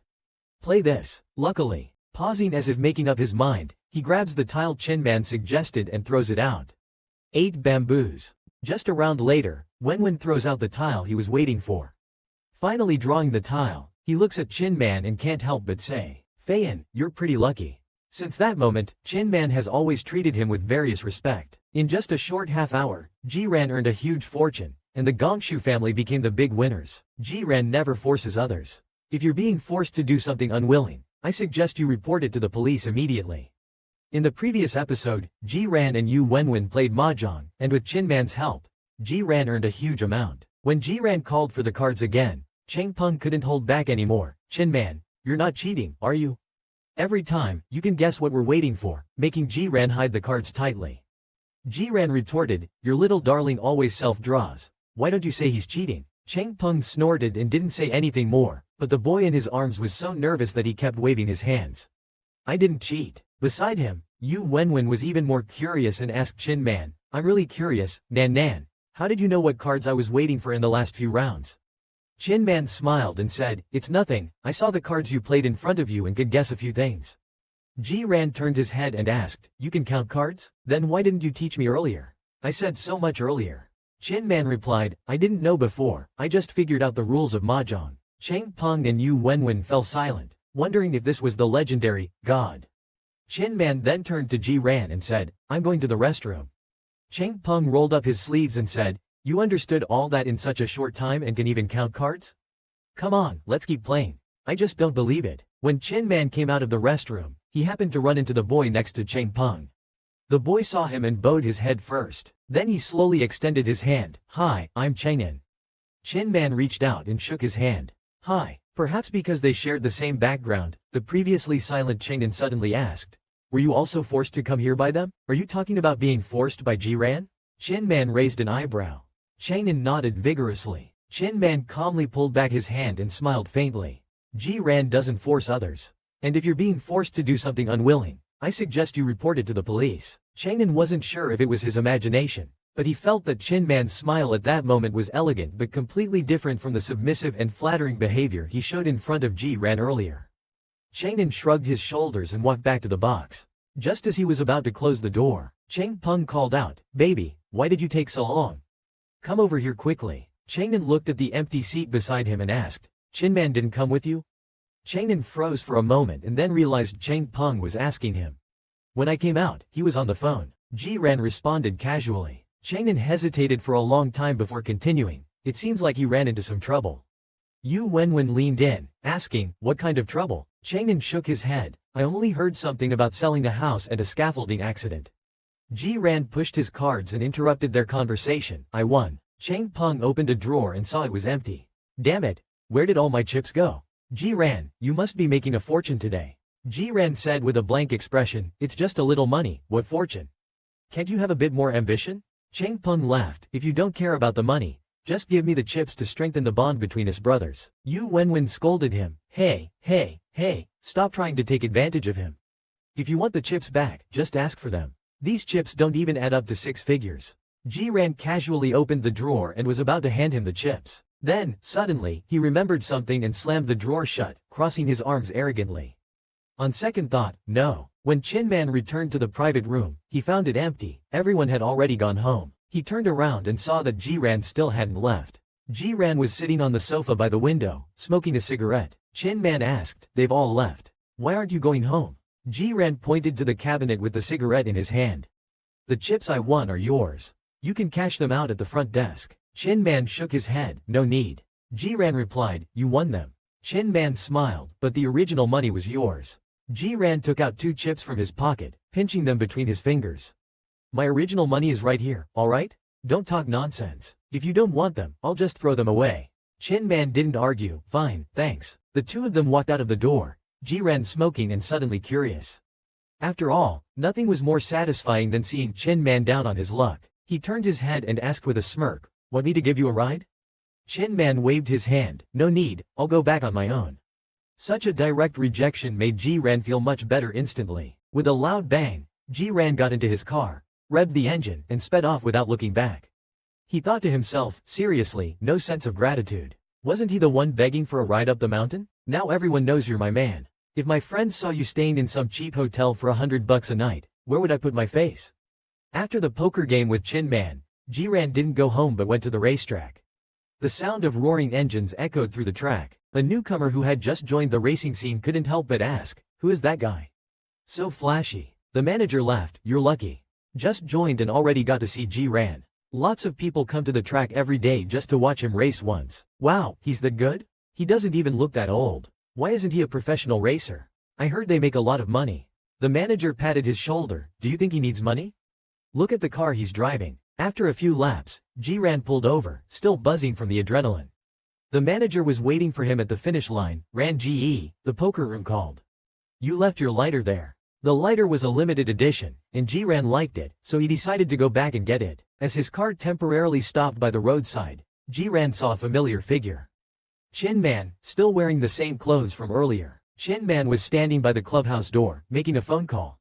He looked like he hadn't left the whole time. After hanging up, Jiran asked, "You didn't?" "I'm still waiting for the bus." "You laugh. If you were waiting for a plane, you'd be in the sky by now." Ching Man said quietly, "Actually, I'm looking for a place to stay."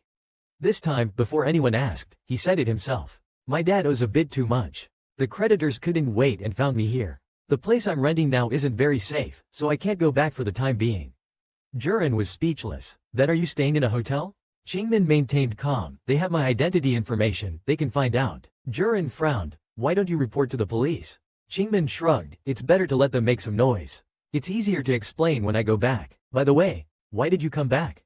Jiran answered, "I left my lighter." Ching Man nodded, go ahead. Jiren hesitated, what are you planning to do next? You can't just stand on the street. Ching Man said, I'll wait a bit longer, then find a hotel that doesn't require registration. You don't worry about it. Jiren lit a cigarette, who's worried about you?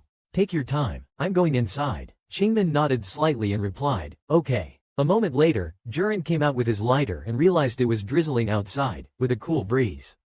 Jiren took a puff from his cigarette and glanced at the words sent out by Ching Man, revealing a hint of concern. He saw Ching Man still standing in the same place. Ching Man saw Jiren come out. He smiled and waved goodbye. Stay safe, he said, suddenly remembering a night in his first year of high school. That day was also scary, he forgot to bring his bag. He was trapped in the school building when Mr. Chin Man suddenly appeared around the corner and coldly said, classmate, evening classes are over. Don't linger in the school. He cursed under his breath and turned to leave, but was stopped again by Mr. Chin Man. Wait, if you didn't bring an umbrella, I have an extra one. They overlapped perfectly in silhouette, but Chin Man's demeanor was different, one cold and one gentle. He cursed again, such a troublesome guy. Half a minute later, he stood in front of Chin Man and unceremoniously said, Chin Man, are you doing this on purpose? Everyone knows you belong to me. If my friends see you living in a cheap aluminum apartment, where will my face go? My servant's room at home is empty. Go live there for now. Chin Man looked at the umbrella Ji-ran handed him and hesitated. Ji-ran, how come you're just getting back now? What's going on? There's actually a black, top 4 beauty squatting at Ji-ran's doorstep waiting for him.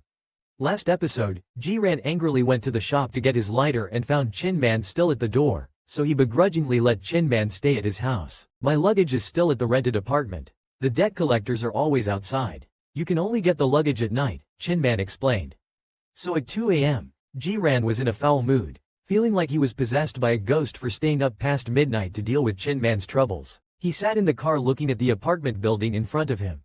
Please, it looks nice. This apartment is only 8,000 a month. Please correct, he said, it's 800. A friend kindly rented it to me. Because the landlord is a friend, I feel embarrassed to continue living here. Since, haha, you still feel embarrassed, please smiled without a hint of anger. Wait for me here, I'll be right down. If you don't see me in 10 minutes, call the police for me. Please, he said, no need, that's too much trouble. If you don't see me, be a dog and go back to sleep. Saying that, he turned to head upstairs when he heard the car door open. Please turned around and saw that Since had gotten out of the car. He saw him with his hands in his pockets. I'll go up with you. If you really encounter someone like you, you'll be knocked down with one punch. After saying this, he took the lead and walked forward. Please looked at his back with a slight smile, thinking this guy is even more dependent than himself, yet acting like a big brother. Since took a few steps and found Please hadn't followed, so he turned back. Come on, why are you standing there? Let's get this done and go home early. Please followed with a smile because of Since's humor. The two entered the apartment one after the other, taking the elevator up to the 20th floor. As the elevator door opened, Since stepped out with confidence, looked around and seeing no one, made a gesture. Now that there's no one, hurry up. Please opened the door and Since stepped inside. This apartment is in a good area, spacious too. It seems underpriced. Looks like Please's friend is quite generous. I'll pack my luggage. Please asked, would you like a glass of water? Since replied, you're here to pack up and leave, not to host me. Please nod slowly and go into the room to pack your luggage. Since then, change the boredom by looking at the house's decoration. The decoration is simple, in grayscale, which is aesthetically pleasing but somewhat dull. He noticed a painting on the wall depicting a dragon tree and a sea. Since he wouldn't dismiss the painting without good reason, he intuitively felt it was well done. Moreover, for some reason, he always felt the scene in the painting was somewhat familiar, yet he couldn't recall why. In the bottom right corner of the painting, there was a signature. He stood up, ready to explore more, when he heard a noise from the bedroom. All right, let's go, she said. Surprised, he turned and said, that was fast. You're not bringing much luggage. She was standing there with her minimal luggage. I didn't bring much in the first place. Let's go then. If we miss anything, we can just buy it, he said and then pointed at the painting on the wall. Aren't you taking this painting with you? Upon seeing the painting, she subtly cleared her throat. That painting isn't mine, it belongs to the landlord. He took another look and blurted out, who's the landlord? Would he sell this painting? She asked, do you really like this painting? It's all right, he replied, I just think it looks good on the wall. It's beautifully worded. He likes it too and probably won't sell it. Wenyan, since he's not clinging to it, he himself isn't really an artistic person.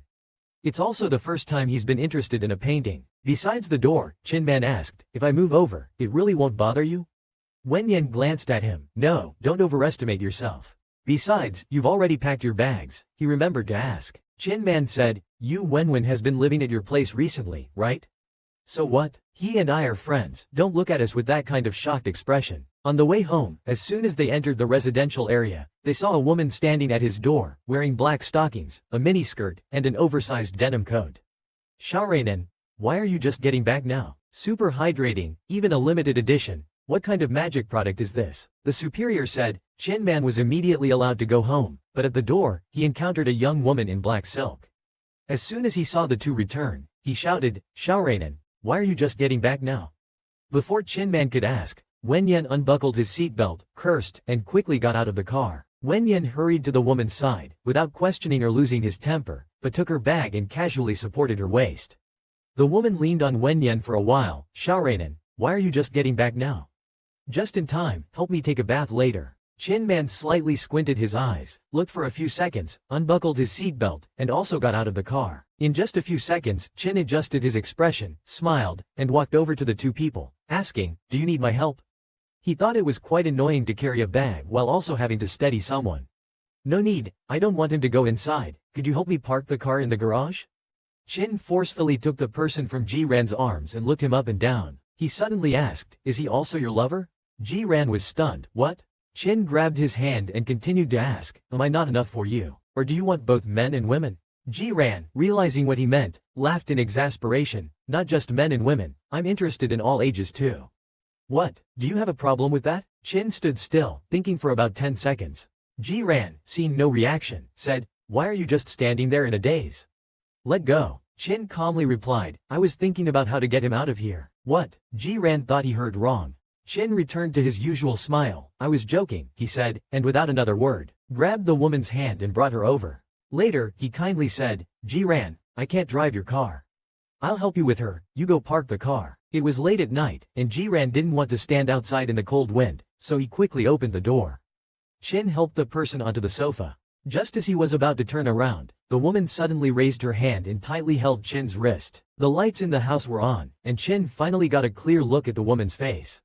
She was beautiful, the kind that men would be attracted to. So he said, let go, and as he was about to withdraw his hand, unexpectedly, the woman's grip suddenly tightened. With a shocked expression, she said, I must be drunk. How dare I dream about Ching Man? I'm really not a good person, I owe it to my little man. Chin frowned, but felt a bit amused, so he asked, do you know me? The woman didn't print it, the conversation in the dream was meaningless. He merely held Ching Man's hand, sat up straight, and was about to lean in. Since he dreamed about it, he wouldn't hold back. After parking the car, he went home through the side door. As soon as he opened the door, he heard a faint voice. Woo-woo, it hurts, Xiaoranran, there was a murder. As soon as he quickly walked to the living room, he was shocked speechless by the scene he saw. He saw Ching Man holding the other person to the sofa with one hand, restraining their hands with the other, and even using his knee to suppress them. It was clearly a pretty neat hold. Your taste in women is terrible, she just tried to take off my clothes. He rubbed his temples, feeling a headache, let her go first. Ching Man pointed out bluntly, if you don't want to be cuckolded, I suggest you kick her out. He couldn't bear it anymore and shouted, are you blind? She's Yu Wenren, let her go immediately. Yuwen, knowing I wasn't dead drunk, sobered up quite a bit after that ordeal. She sat on the sofa, gasping for air, and pitifully stretched her hand towards Ching Man, saying, Xiaoran, my hand hurts so much. Is it dislocated? Could it be broken? Rolling her eyes, she said, no, it's all fine. You stink, go take a shower. On the other side, Ching Man sat upright, sincerely apologizing, I'm sorry. Yu Wen turned her head to confirm repeatedly. Xiaoran, am I still dizzy? I can still see Ching Man, what should I do? As she looked at her and wanted to rush over, she quickly held her back, don't go crazy because you're drunk, otherwise, how do you think you hurt your hand? Yu Wen squatted down and asked the person in front of her, are you really Ching Man? Ching Man answered, it's me. Yu Wen was almost crying, then just now, I didn't mean it, I thought I was dreaming. Xiaoran, you know me. I wouldn't dare touch your man, accustomed to her drunken frenzy, it suits. Let's try. First take off the fake and go take a bath. Yu Wen asked pitifully, then, are you mad at me?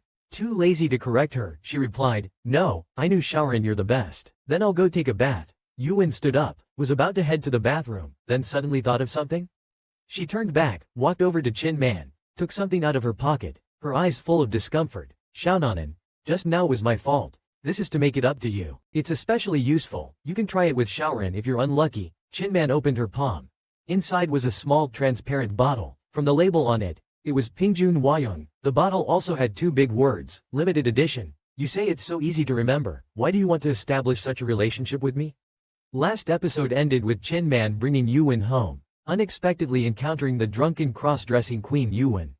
After clearing the misunderstanding, Yuwen smelled. Yu Wenwen gave Ching Man a bottle of limited edition lubricant. Ji Ran's patience was completely exhausted. He picked up the diagnosis report beside him and threw it at Yu Wenwen. I can't take it anymore. Stop sending these weird gifts, and get out to wash up. Seeing that Yu Wenwen finally obediently went away after the incident, Ji Ran let out a sigh. He usually isn't like this. Tonight was just too much. Saying that, he picked up the couple's bag on the floor. Follow me. Ji Ran's house didn't have a separate guest room. There were only 2 rooms prepared. Yu Wenwen occupied one, and the other was right next to the master bedroom. Although the room was a bit small, it had everything that was needed. What's up? Ji Ran asked. After speaking, he was about to return to his own room when something crossed his mind. He turned around and warned him, if you disturb us, just go back to your small apartment. Ching Man nodded slightly, I understand. Then suddenly, he opened his hand, revealing the small bottle in his palm. What about this? Ji Ran froze for a moment. What do you mean, what about it? Of course, throw it away. After saying that, he slammed the door shut. Ching Man looked at the tightly closed door. The corners of his mouth slightly curved up. So cute. The soundproofing of the house wasn't bad, so their night's sleep was relatively peaceful. The phone on the nightstand vibrated lightly. Ji Ran buried his head in the pillow, and after a few seconds, reached out to grab the phone and held it in front of his face. The screen was filled with messages from Yu Wenwen. Xiao Ranran, I just went out to get water and saw Ching Man. Am I hallucinating, or am I still not awake? Damn it, Xiao Ran, I'll leave now and stop interrupting your private time. Ji Ran yawned, tossed his phone to the side, and was about to continue sleeping. Suddenly, he heard something fall outside the door. Startled, he sat up from the bed, put on a pair of boxers and left the room. Ching Man stands in the kitchen, turns around when he hears the sound. Did I wake you up? He quickly turns on the exhaust fan, frowns, and asks, what are you doing? The whole house smells of cooking fumes. Ching Man replies, I wanted to make breakfast for you, but obviously, it didn't go well. As he speaks, he lifts the lid, and a cloud of mist escapes. He goes over to check, and the porridge inside is burnt beyond recognition, no longer edible. His kitchen is a mess from his efforts. His attempt at waking up smoothly has utterly failed. You can't even cook porridge. How have you not starved to death before? He curses while reluctantly grabbing a cloth to clean up. Ching Man awkwardly says, I won't mess around anymore. He cleans the countertop, his upper body is bare, his back smooth, and his shoulder blades slightly protruding, drawing the eye. Ching Man can't help but stare for a while, wanting to get closer. Just then, he suddenly sneezes. Seeing this, Ching Man quickly runs back to the room to get him a shirt, draping it over his shoulders, his fingertips lightly brushing over the collarbone. He shivers, a visible reaction, then turns around and snaps, what are you doing? As he struggles to put the shirt on, Ching Man, with apparent concern, can't help but reach out to adjust the clothing properly. You'll catch a cold. You should eat something. How about I watch over some takeout for you? He shakes his head, refusing. I've had enough of the takeout around here, and I'm not in the mood for it. I want something light. He washed the pan, lit the fire, and added oil in one smooth motion. Ching Man was surprised. You can cook? Since the weather isn't great, what else could I do? His attitude was harsh, but Ching Man wasn't affected at all. I thought you usually ordered takeout. Why not hire a housekeeper? Since I can stew it, I did. He had hired one before, but after a few days, the housekeeper started poisoning his meals. One night, Yuwen had to carry him to the emergency room. Since then, he never trusted anyone and cooked for himself. At least that way, he wouldn't be poisoned. After dinner, he was about to leave. None of your business. Take your breakfast and get out. Don't come into the kitchen again. After eating, he casually grabbed a set of car keys and was ready to head out. As he walked to the living room, Ching Man was standing by the window on the phone. No, I'm fine now. The other person must have asked something. Ching Man glanced at him and said, I'm staying at a friend's place. Yeah, an old friend. You don't know him. Please thank Uncle G for his kind offer, but I don't think I'll have time this afternoon. Dinner? Fine, see you tonight. Ching Man hung up the phone and noticed the person next to him. What's up? He asked. It was Chin Wei, Ching Man said, nodding. He invited me to dinner tonight. He sneered, you and Chin Wei are so close, but now that you're in such bad shape, he hasn't even bothered to help you out. Ching Man replied, he did offer to help me, but I turned him down. He frowned. What a strange guy. You refuse all your friends' offers to help, yet you're willing to lower yourself in front of me. Thinking about it, he suddenly became curious. Ching Man, you're such a decent person. Why would you want to get involved in this kind of relationship with me? Aren't you afraid that if this gets out, your friends will think poorly of you? Back in school, why did you always like to mess with Ching Man? It didn't seem like he ever offended anyone, did it? In the previous episode, he asked Ching Man, you're such a decent person. Why would you want this kind of relationship with me? Aren't you afraid that if this gets out, your friends will think poorly of you? Ching Man responded meaningfully, I don't mind if it gets out. Even if they saw us, they wouldn't believe it. Upon hearing this, he thought it made sense. If this were a few months ago, even he wouldn't have believed it, so he took out his phone and said, I'll call Chinwei right now. Ching Man looked sincere. Sure, do you have his number? Do you need me to give it to you? Damn, he really didn't have Chinwei's number. And seeing Ching Man's smug face, Bailing was sure he wouldn't say anything. Feeling it was pointless, he tossed the phone back into his pocket. I can't argue with you over the phone. I'll tell him face to face next time. At the pool hall, Jurin stood on the side, uninterested. Changpeng took a cue, sinking a ball, and asked, why are you just standing there? Could it be you overindulged on your wedding night? You're the one who overindulged. Changpeng glanced around at him. Then why do you look so worn out? And why didn't you bring Ching Man with you today? Jurin gave him a look. Why would I bring him? You think everyone is like you? Always carrying that little thing around, afraid others wouldn't know you have a lover. Chegong naturally says, I like him, of course, I want to keep him close. Jurin smirks and says, if you like him so much, why not take him abroad and get things settled? Not at that stage yet, Chegong laughs. Do you not like Chinman? Jurin looks shocked. What are you talking about? How could I possibly like him? Chegong ruffles his head. If you don't like him, why do you spend money on him? Jurin replies, because I have too much money to burn. Chegong adds, if you hate him so much, why did you always bother him back in school? He didn't seem to do anything to you. Reflecting on school, Jurin admits he and Chinman didn't get along. On the date Chinman was supposed to lead, he purposely messed up the classroom, and the next day, Chinman filled his drawer with trash. During Monday's flag-raising ceremony, Jurin swapped Chinman's speech with a yellow pamphlet, causing him to turn red as he stumbled through the entire speech. The next day, Jurin's phone got a virus that kept showing the exact pamphlet text. When Jurin snatched Chinman's homework from the teacher's office, Chinman immediately completed a similar retaliation. During sudden dorm checks, all cigarettes Jurin hid in the dorm were confiscated.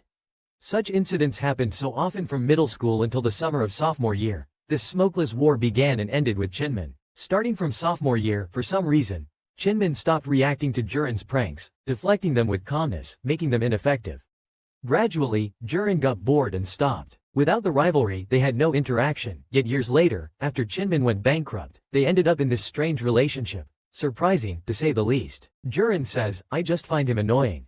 Is there a problem? Chegong sneers, now that he's broke, there are plenty of ways to mess with him. Why do you need to resort to keeping him? Jurin doesn't know how to explain. He can't exactly say it was because he carelessly fell for Chinman. So he can only reply, I just enjoy watching. Chegong laughs, alright, so what's your plan? Embarrass him in public? He doesn't seem to mind. How about I give you a suggestion, make him fall for you, then dump him, and finally send a scandalous video to his friends. I heard you and Chinman get along. I want you to convince him to join the company. If the terms aren't agreeable, we can negotiate. Hearing this plan, Jurin looks shocked, his mind full of images of Chinman sweating above him. He mutters a curse, imagining who would really be hurt if such a video got out. Seeing his silence, Chegong widens his eyes. I'm joking, don't really do it. Even if Chinman's bankrupt, he still has connections. Jurin snaps, shut up, I didn't take it seriously, and sends Chegong away. His phone suddenly rings, and out of the corner of his eye, he sees the caller ID. It's Ji Bosheng. Jurin arrives at the old Ji Bo residence. In the study, a middle-aged man in a suit and glasses sits at the desk with a serious expression. Jurin sits on the guest sofa nonchalantly. You wanted to see me? Ji Bosheng finishes reading a report, then finally looks up. I heard you and Chinman are on speaking terms again. You really shouldn't treat someone who serves you so poorly. When Ji Bosheng mentions this, Jurin's heart skips a beat. Enough, Ji Bosheng interrupts.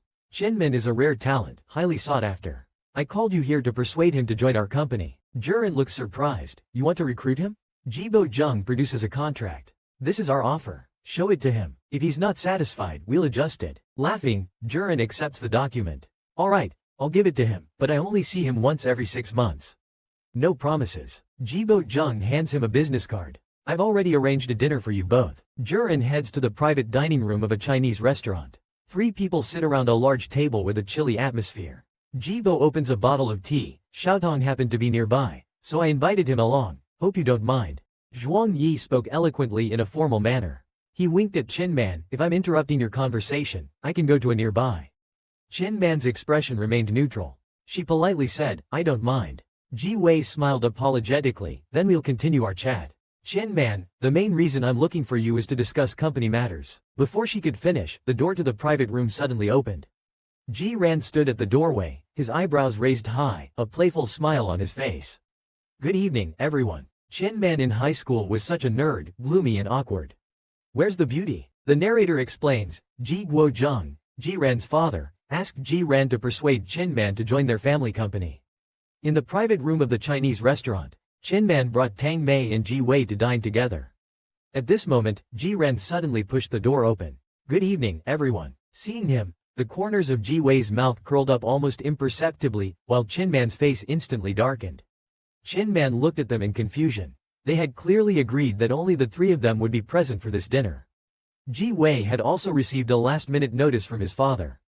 Ji Ran explained, I was just nearby. Chin Man, you don't mind, do you? Chin Man looked at the person at the door and smiled. I don't mind. Why didn't you tell me you were coming tonight? Ji Ran sat next to Chin Man and said nonchalantly, why should I tell you? Ji Ran, you should speak to your older brother respectfully, Ji Wei said with an impassive face. Let's get back to our previous topic. I don't need to explain the company's situation to you, Chin Man. You know everything. As long as you're willing to join us, the company won't treat you poorly. Ji Ran was practically bored to sleep by this conversation. He picked up his chopsticks and started serving himself food, as if he were simply sharing a table with the people discussing business beside him. Chin Man listened quietly, occasionally responding, but didn't express whether she would join or not. Ji Wei spoke at length, even attempting to clink glasses with Chin Man midway. Chin Man glanced at the person toasting next to her and turned her head back with a laugh. Sorry, I have to drive later, so I can't drink. Since he's laughing inwardly about me driving, where does he think I got a car? A shared bike? He's been rambling on for 20 minutes and finally gets to the point. Chin Man, I sincerely invite you to join our company, to join my team. Chin Man looked up, just about to say something, when Jin Feng put down his chopsticks and turned to her, interrupting her rudely. Hey, are you in or not? If you have something to say, say it. Chin Man asked with a suppressed smile. Do I have to join? Jin Feng said, what do you think? Chin Man paused for a moment and forced a reluctant smile. Can I think about it tonight? Jin Feng thought for a moment. Fine. After all, there are other people here. It wouldn't be appropriate for me to use my status to pressure him.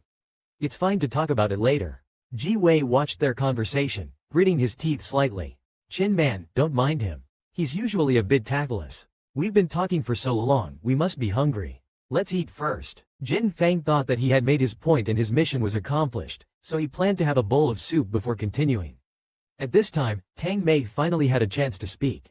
Brother Chin Man, when I was checking the school's information before, I saw the thesis you wrote. I think it's very well written. Chin Man politely thanked her. Tang Mei continued, blushing, I also watched your high school speech video. It was really good. You looked great in your school uniform, too. The young girl's feelings were obvious. Jin Feng, drinking his soup, thought coldly, this little Tang Mei seems to have a problem with her eyesight. Chin Man was such a nerd in high school. Ugly and unfashionable. How could she be considered good-looking? Just as he was thinking, Jin Feng suddenly felt something on his leg. Before she could react to what it was, the thing slithered upwards, clinging to his calf through the fabric of his pants. 2 grown men are huddled in a room eating instant noodles. What's their relationship? In the last episode, we saw Chin Man suddenly join their dinner group. Unexpectedly, Pu Zhong suddenly felt a pain in his leg. It turned out that Chin Man, through the fabric of his pants, had pinched his calf. He was instantly stunned. He looked up in shock at the person beside him. While others were flirting with Chin Man, she was playing footsie with Lao Pu under the table. Chin Man smiled and handed him a tissue. Slow down, don't rush. He quickly regained his composure, wiped his leg, moved his foot away, and then gently placed it on top of her shiny leather shoe. This action made Chin Man tighten her grip on her chopsticks. She thought she was just teasing her junior colleague, but she didn't expect him to have such a temper. How cute. Bored with the dinner party, he suddenly stood up. Several senior executives immediately called out to him. Where are you going? You're such a grown man. You can't even say goodbye to your elders? He originally planned to leave quietly without bothering anyone, But since they insisted on confronting him, he wouldn't be polite. They wanted to poach him? Fine, he would leave with the person they wanted and see how they could poach him then. He'd let the two siblings sit there and bond. He stopped in his tracks, not bothering to push through the crowd, and looked at Ching Man. Hey, are you coming or not? The executives frowned and were about to say something when Ching Man stood up and interrupted them. I have something to do. Let's call it a night. We can meet up again sometime. They were shocked. Ching Man knew about the feud between the brothers.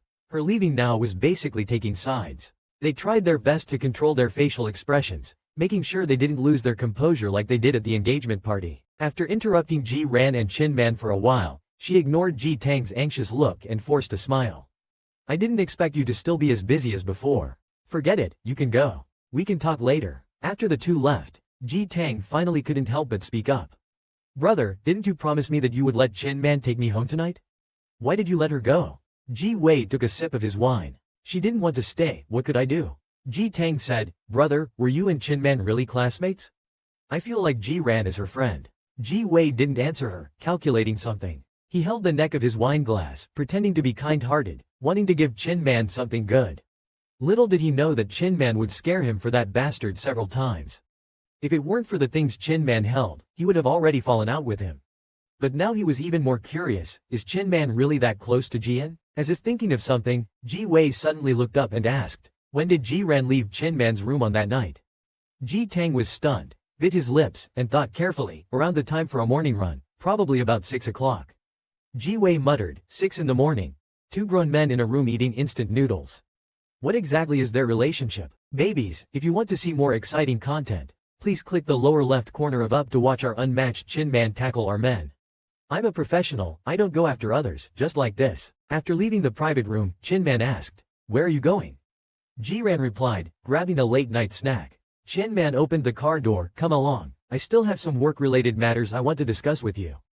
The car soon arrived at an open-air barbecue joint, and Ji Ran waved his hand, boss, give me 30 lamb skewers, 20 beef skewers, 5 chicken wings, and 5 skewers of leeks. After ordering, he looked at the person next to him and asked, what do you want? Ching Man replied, didn't you already order?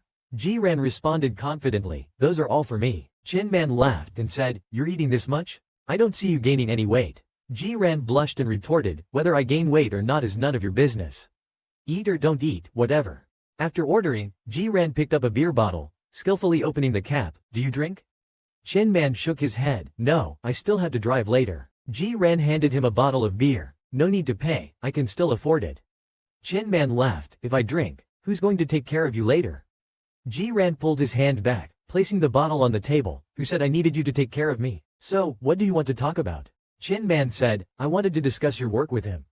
Ji Ran interrupted, nonsense. You're my man, dare to go to his place and see. Ching Man smiled at his words, yours? Ji Ran felt a bit awkward, what I meant is, since I'm paying you, you should listen to me. Ching Man chuckled, in some areas, yes, since you are paying, I'll listen to you. But not everything. Ji Ran lowered his voice, then I'm changing my mind. I don't want you to follow me, I want you to join my company. Ching Man shook his head, that's impossible. I'm selling my skills, not myself, and there's no way to barter between the two. Ji Ran asked, what do you mean exactly? I mean, if I joined your company, the commercial value I'd create would be far greater than the amount you've given me. It's too much of a loss, so I'm not willing. Ji Ran sneered, you think a lot of yourself, don't you?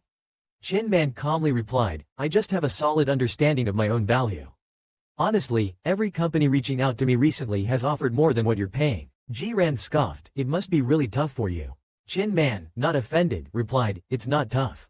After all, you were the first to reach out to help me, so I'm willing to maintain our relationship. Ching Man extended his hand toward Ji Ran, however, the agreement doesn't include me working for you. Of course, I'm not entirely refusing you either, if you truly need me, I won't be heartless. Ji Ran flung his hand away, expressionless, get to the point. Ching Man chuckled gently, I can join your company, but you'll have to add more money. Ji Ran rolled his eyes. He had thought Ching Man was some high society elite, but it turns out everything still boils down to money. Fine, how much? Ching Man stretched out his hand slowly, at least this much.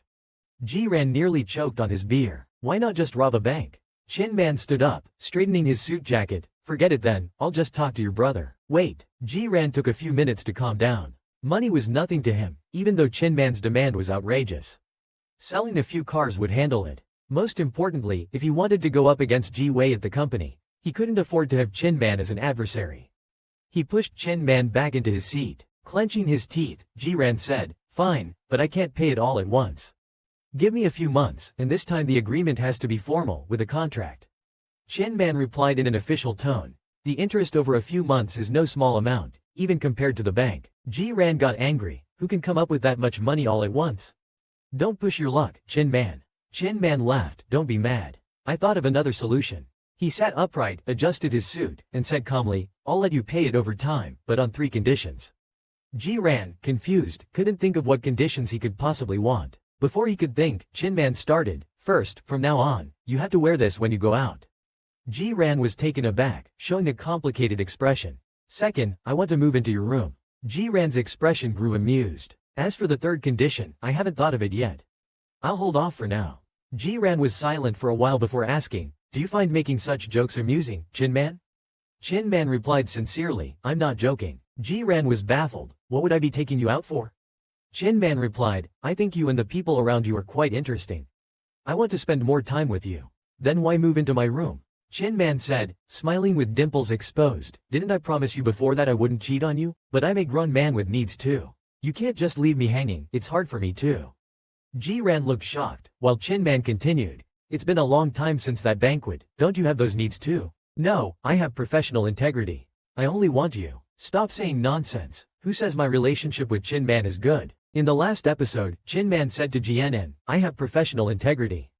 I don't want anyone else, just you." At that moment, the boss brought over the remaining skewers and said, "Here you go, everything you ordered is ready." Jian snapped back to reality, and after the boss left, he finally regained some composure. He said coolly, "Are you itching for trouble, or do I look like a fool? I pay you, and yet you want half of my bed too. So, who's the boss here?" Ching Man responded indifferently, "If you're unwilling, that's fine, we can continue our previous arrangement. After all, you still hold the decision." Jian grabbed a lamb skewer and took a fierce bite. "If so many companies are after you, why not go work for them? I don't know how much debt your company has, but at least it'd ease the loneliness and you wouldn't have debt collectors at your door." Ching Man replied, "I plan to rest for a while and don't want to work right now." He continued, "And that debt collection agency has racked up a lot of interest recently, making me uncomfortable. Until we reach an agreement, I won't pay them." Jian sneered, "Of course, that's the confidence of someone in debt." Ching Man wiped his leg and smiled casually. After the 2 rounds of lessons, Jian only drank a few glasses tonight, yet he was already getting a bit bold. He set down his glass, raised his eyebrow, and said, "Give me a few days to think it over." Ching Man raised his glass and smirked, "Afraid I'll take advantage of you?" Jian retorted loudly, "What's there to be afraid of? I'm a grown man. Your asking price is too high, I need to evaluate it properly. I don't want to lose out." Ching Man chuckled, "All right, I'll wait for you." As he finished speaking, Jian tossed his car keys on the table, "Take them. Next time, don't let the neighbors see you leaving my house on the bus. If you don't want it, I still need it." Ching Man chuckled, "It's not like I need the bus, anyway." Jian grabbed a skewer and shoved it towards him, "Take it, and stop nagging." The next day, Cheng Peng tossed a basketball onto the court, wiped his forehead, and asked, "Did Ching Man really name this price himself?" Jian, lounging on the spectator stand, nodded, "What do you think? Is he worth it?" Nearby, someone said, "Of course, that's Ching Man for you. I've never seen such an expensive price." He obviously wasn't listening to the conversation seriously, as Jian dismissed him, "Stay out of it if you're just going to mess around. On that topic, I recently met a lot of muscular men. Want me to introduce you to any of them?" Xiao Ran was about to speak when Cheng Peng cut in, "Keep them for yourself. He only likes men like Ching Man." Seeing the conversation going off track, Jian tossed him a bottle of water and said, "Cut it out and answer me. How about Ching Man's price?" Cheng Peng took the water and replied, "With a price like that, what's there to think about? Do you know how in demand he is right now? As far as I know, the number of companies vying for him isn't small, and they're all offering good terms." Jian grew even more curious, "Is he really that capable?" Cheng Peng nodded, "His personal ability is top-notch for our generation. I heard his first contract during college was an 8-figure one, and he's been in high demand ever since." Jian thought of the money he'd transferred to Ching Man before and suddenly felt like it might have been a mistake. Cheng Peng took a sip of water and continued, "He's so highly sought after, I heard it's partly because of the assets his grandparents left him. He's been developing land all over the place in recent years, and even just tossing a piece would make companies fight over it." Jian sneered, "Are you kidding? You may as well say Ching Man is a god or a warlord come to life. If Ching Man wasn't constantly playing the pauper in front of him, claiming he had no land and was being chased by debt collectors, he'd almost believe it. I only heard it. My dad didn't want to get involved in the competition, so I didn't investigate. Switching topics, he asked, but why did he offer you such a low price? You two must be close, huh? Jianan thought about what Ching Man had said last night, feeling slightly embarrassed. He quickly said, who said we're close? We just have a normal sponsorship arrangement. Ching Peng shrugged. All right, whatever you say. I'd say you should hurry and finalize things with Ching Man. If someone else snatches him up, don't blame me. Jianan, irritated, scratched his head. Fine, I'll think about it. At that moment, Yu Wenwen joined in. Oh, by the way, Xiao Ranran. There's an upcoming racing competition, and the prize is a pair of gloves signed by your idol, Chester Kennelly. Interested? Jianan was about to reply when Cheng Peng frowned. That competition is organized by GUJ. There's bound to be trouble. Forget it, Jianan, they're just gloves. If you want, I'll find another way to get a signed pair for you. Jianan shook his head. You can't. Chester passed away in an accident years ago, and he was famously low-key, rarely giving interviews, let alone autographs. He stood up and told Yu Wenwen, I previously blocked GUJ. Go sign me up for the competition. Yu Wenwen took a deep breath. I feel like this competition is targeting you. Jianan patted the dust off his clothes, then I must join. I'll teach that guy a lesson, so he stops showing off around here. You don't want me, and you won't let me find someone else. Where's the sense in that? When Jianan got home, the house was empty, and a few messages suddenly came through on his phone from an unknown number, saying, what terms did you offer Ching Man? He said he's waiting for your answer. What did he mean by that? It's best if you stay out of this. Company matters are none of your business. Jianan quickly realized the messages were from someone, probably from Wei. He clenched his teeth, surprised that Ching Man went to negotiate terms with Wei. Without a second thought, he called Ching Man. Didn't I say I needed time to consider? Ching Man replied with a calm tone, making a hand gesture as he motioned someone outside. He wasn't worried about the money at all. I suddenly couldn't control my emotions, fearing he wouldn't want to show up. In a quiet place, Ching Man mentioned, I didn't contact him first, he took the initiative to call me. I'm waiting for your decision, so I didn't agree to him. It was only then did I realize how much I cared. He blatantly said, no, I won't even answer the phone. Ching Man couldn't help but smile. You don't want me, yet you won't let me find someone else. Where is the sense in that? Who says I don't want you? Suddenly, there was silence on the other end. Ching Man smiled tenderly, sighed, and restlessly brushed the bangs from his forehead to the back. Please, we are just in an employment relationship. Can you not make it sound so cheesy? At 10, I'll have someone prepare the contract. You just get yourself ready to work hard for me. Ching Man lowered his eyes, unsurprised by the outcome. He chuckled, all right, I'm always ready. And then he hung up the phone and returned to the room. Sorry, took a call, he said to the man sitting opposite him in a similarly sharp suit, his former assistant in the company, Lu Chen. Lu Chen spread out the documents. I've inspected all the addresses you gave me, and I think these three are quite good. The first is in the city center, with a nice view and high floor, but it's a bit pricey. The second is close to the sea, not too low, with good greenery around. The last one is a bit remote, but the location is spacious and cheaper. Ching Man took the documents, flipped to the second one with the sea view. Stopped, let's go with this one. Lu Chen didn't expect him to decide so quickly and hesitated. Is that settled then? Seeing Ching Man nod, Lu Chen smiled. It seems you really like the sea.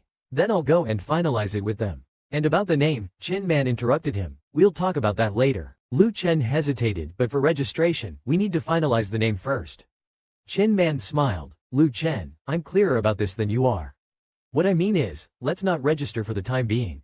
This isn't quite the same as what they said last month. Lu Chen took back the documents with a blank expression. Then this address, Ching Man said, buy it first. Report to me about the purchase situation. And leave the rest to me. I have some personal matters to attend to, so I might delay the proof. I will still pay you your salary as usual during this period. Lu Chen nodded. All right, I'll go and handle it. Ching Man got up. It's nothing, I'll be leaving now. Lu Chen from the Alliance spoke. Let me walk you out. Ching Man refused with a wave. No need, I have my own car. Lu Chen thought of the flashy orange sports car parked at the door and was stunned. He was shocked and doubtful about his boss's taste. After hanging up the phone, he changed into pajamas and lay on the bed, recalling the heavy, hot breath.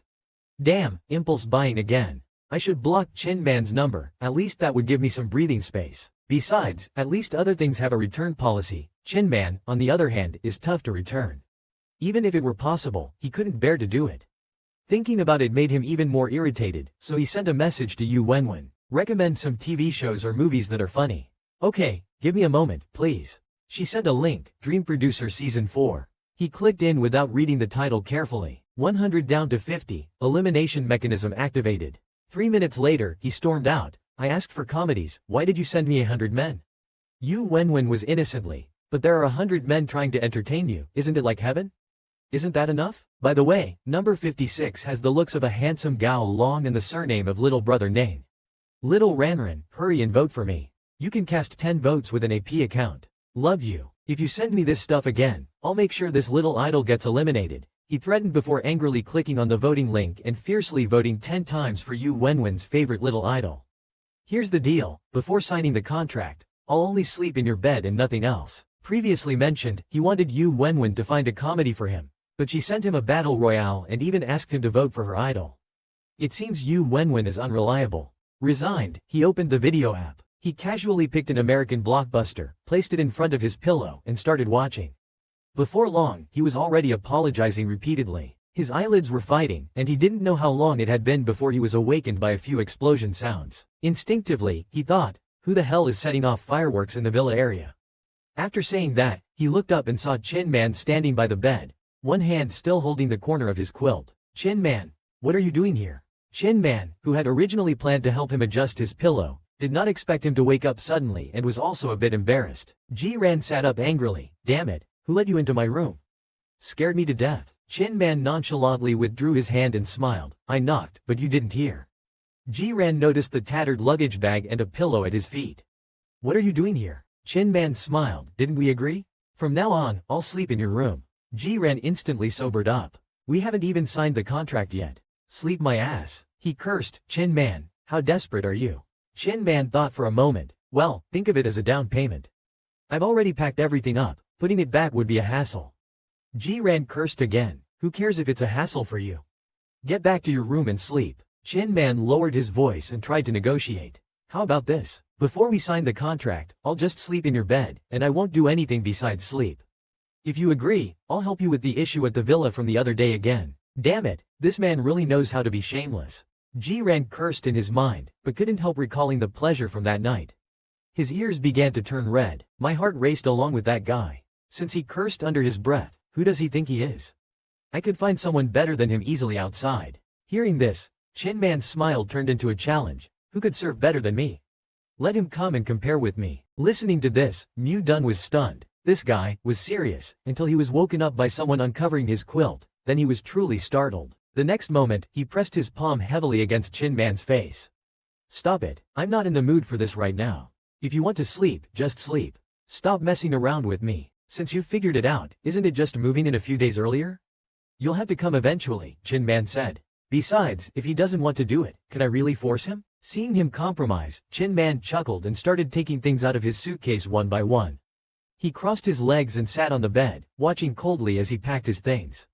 Chin Man then frowned and asked, you don't sleepwalk, grind your teeth, or sweat at night, right? Chin Man raised an eyebrow. How would I know? Haven't we slept together before? Don't you remember? Who would remember that? He lay on his back, pulling the blanket over him, and warned viciously, when you're sleeping tonight, don't touch me or come near me. If you wake me up, I'll kill you. Chin Man looked at his back, laughed softly, and then turned to enter the bathroom to take a shower. When he came out again, the person on the bed had already changed positions, now facing him, with his mouth slightly open unconsciously. Chin Man got into bed, lay on his side, and stared at the junior for a long time. He might not remember, but Chin Man did. When the junior is awake, he's all fierce and aggressive. But when he's asleep, he's so well behaved, like a little animal lying flat on its back. Then he naturally lowered his head and kissed Chin Jianran's nose. After a moment, Chin Man turned off the lights, and after closing his eyes for only 5 minutes, Jianran suddenly opened his eyes wide in the dark, gasping heavily several times. Damn, he actually dreamed that Chin Man was kissing him. He even bit his nose. Startled, he looked at the person in front of him. Usually, it's fine if you haunt me while I'm awake, but now you're haunting me in my dreams too. Unbearable, he reached out from under the covers and pinched Chin Man's nose hard. Help me check if Chin Man ever had a girlfriend, or a boyfriend. The next morning, Jianran got up early. He didn't sleep well all night. His dreams were filled with Chin Man. The worst part? He dreamt that Chin Man bit his nose and even ate it. Yawning, Jianren looked more frustrated than amused. He picked up his toothbrush and glanced at himself in the mirror, feeling like there was something different in his eyes. As he brushed, he suddenly reached out and grabbed Ching Man's toothbrush cup, slamming it onto the other side of the sink. Half an hour later, Yu Wenwen sat in the corner of the gym, gulping down water. Xiao Jianren, you're so diligent. I avoid getting up early every day, yet you dragged me here this morning to waste time. Jianren glanced at him sideways. Didn't you used to love coming here? Yu Wenwen lazily surveyed the empty gym and emphasized weakly. I like coming to the gym when there were muscular hunks around, not at 8 in the morning. By the way, hasn't Xiao Manman contacted you these past few days? Since the action of wiping sweat was abrupt, why bother doing it for him? Last time, who was it that ran away upon seeing him? Can Yu Wenwen endure it? Here I am, having used my alcohol skills on him, feeling somewhat embarrassed, right? But Xiao Ranan, you even brought Ching Man to your home, yet you still have the leisure to go out.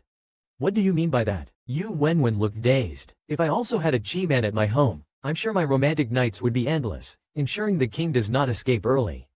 Not to mention, once mentioned, it made me recall last night's dream.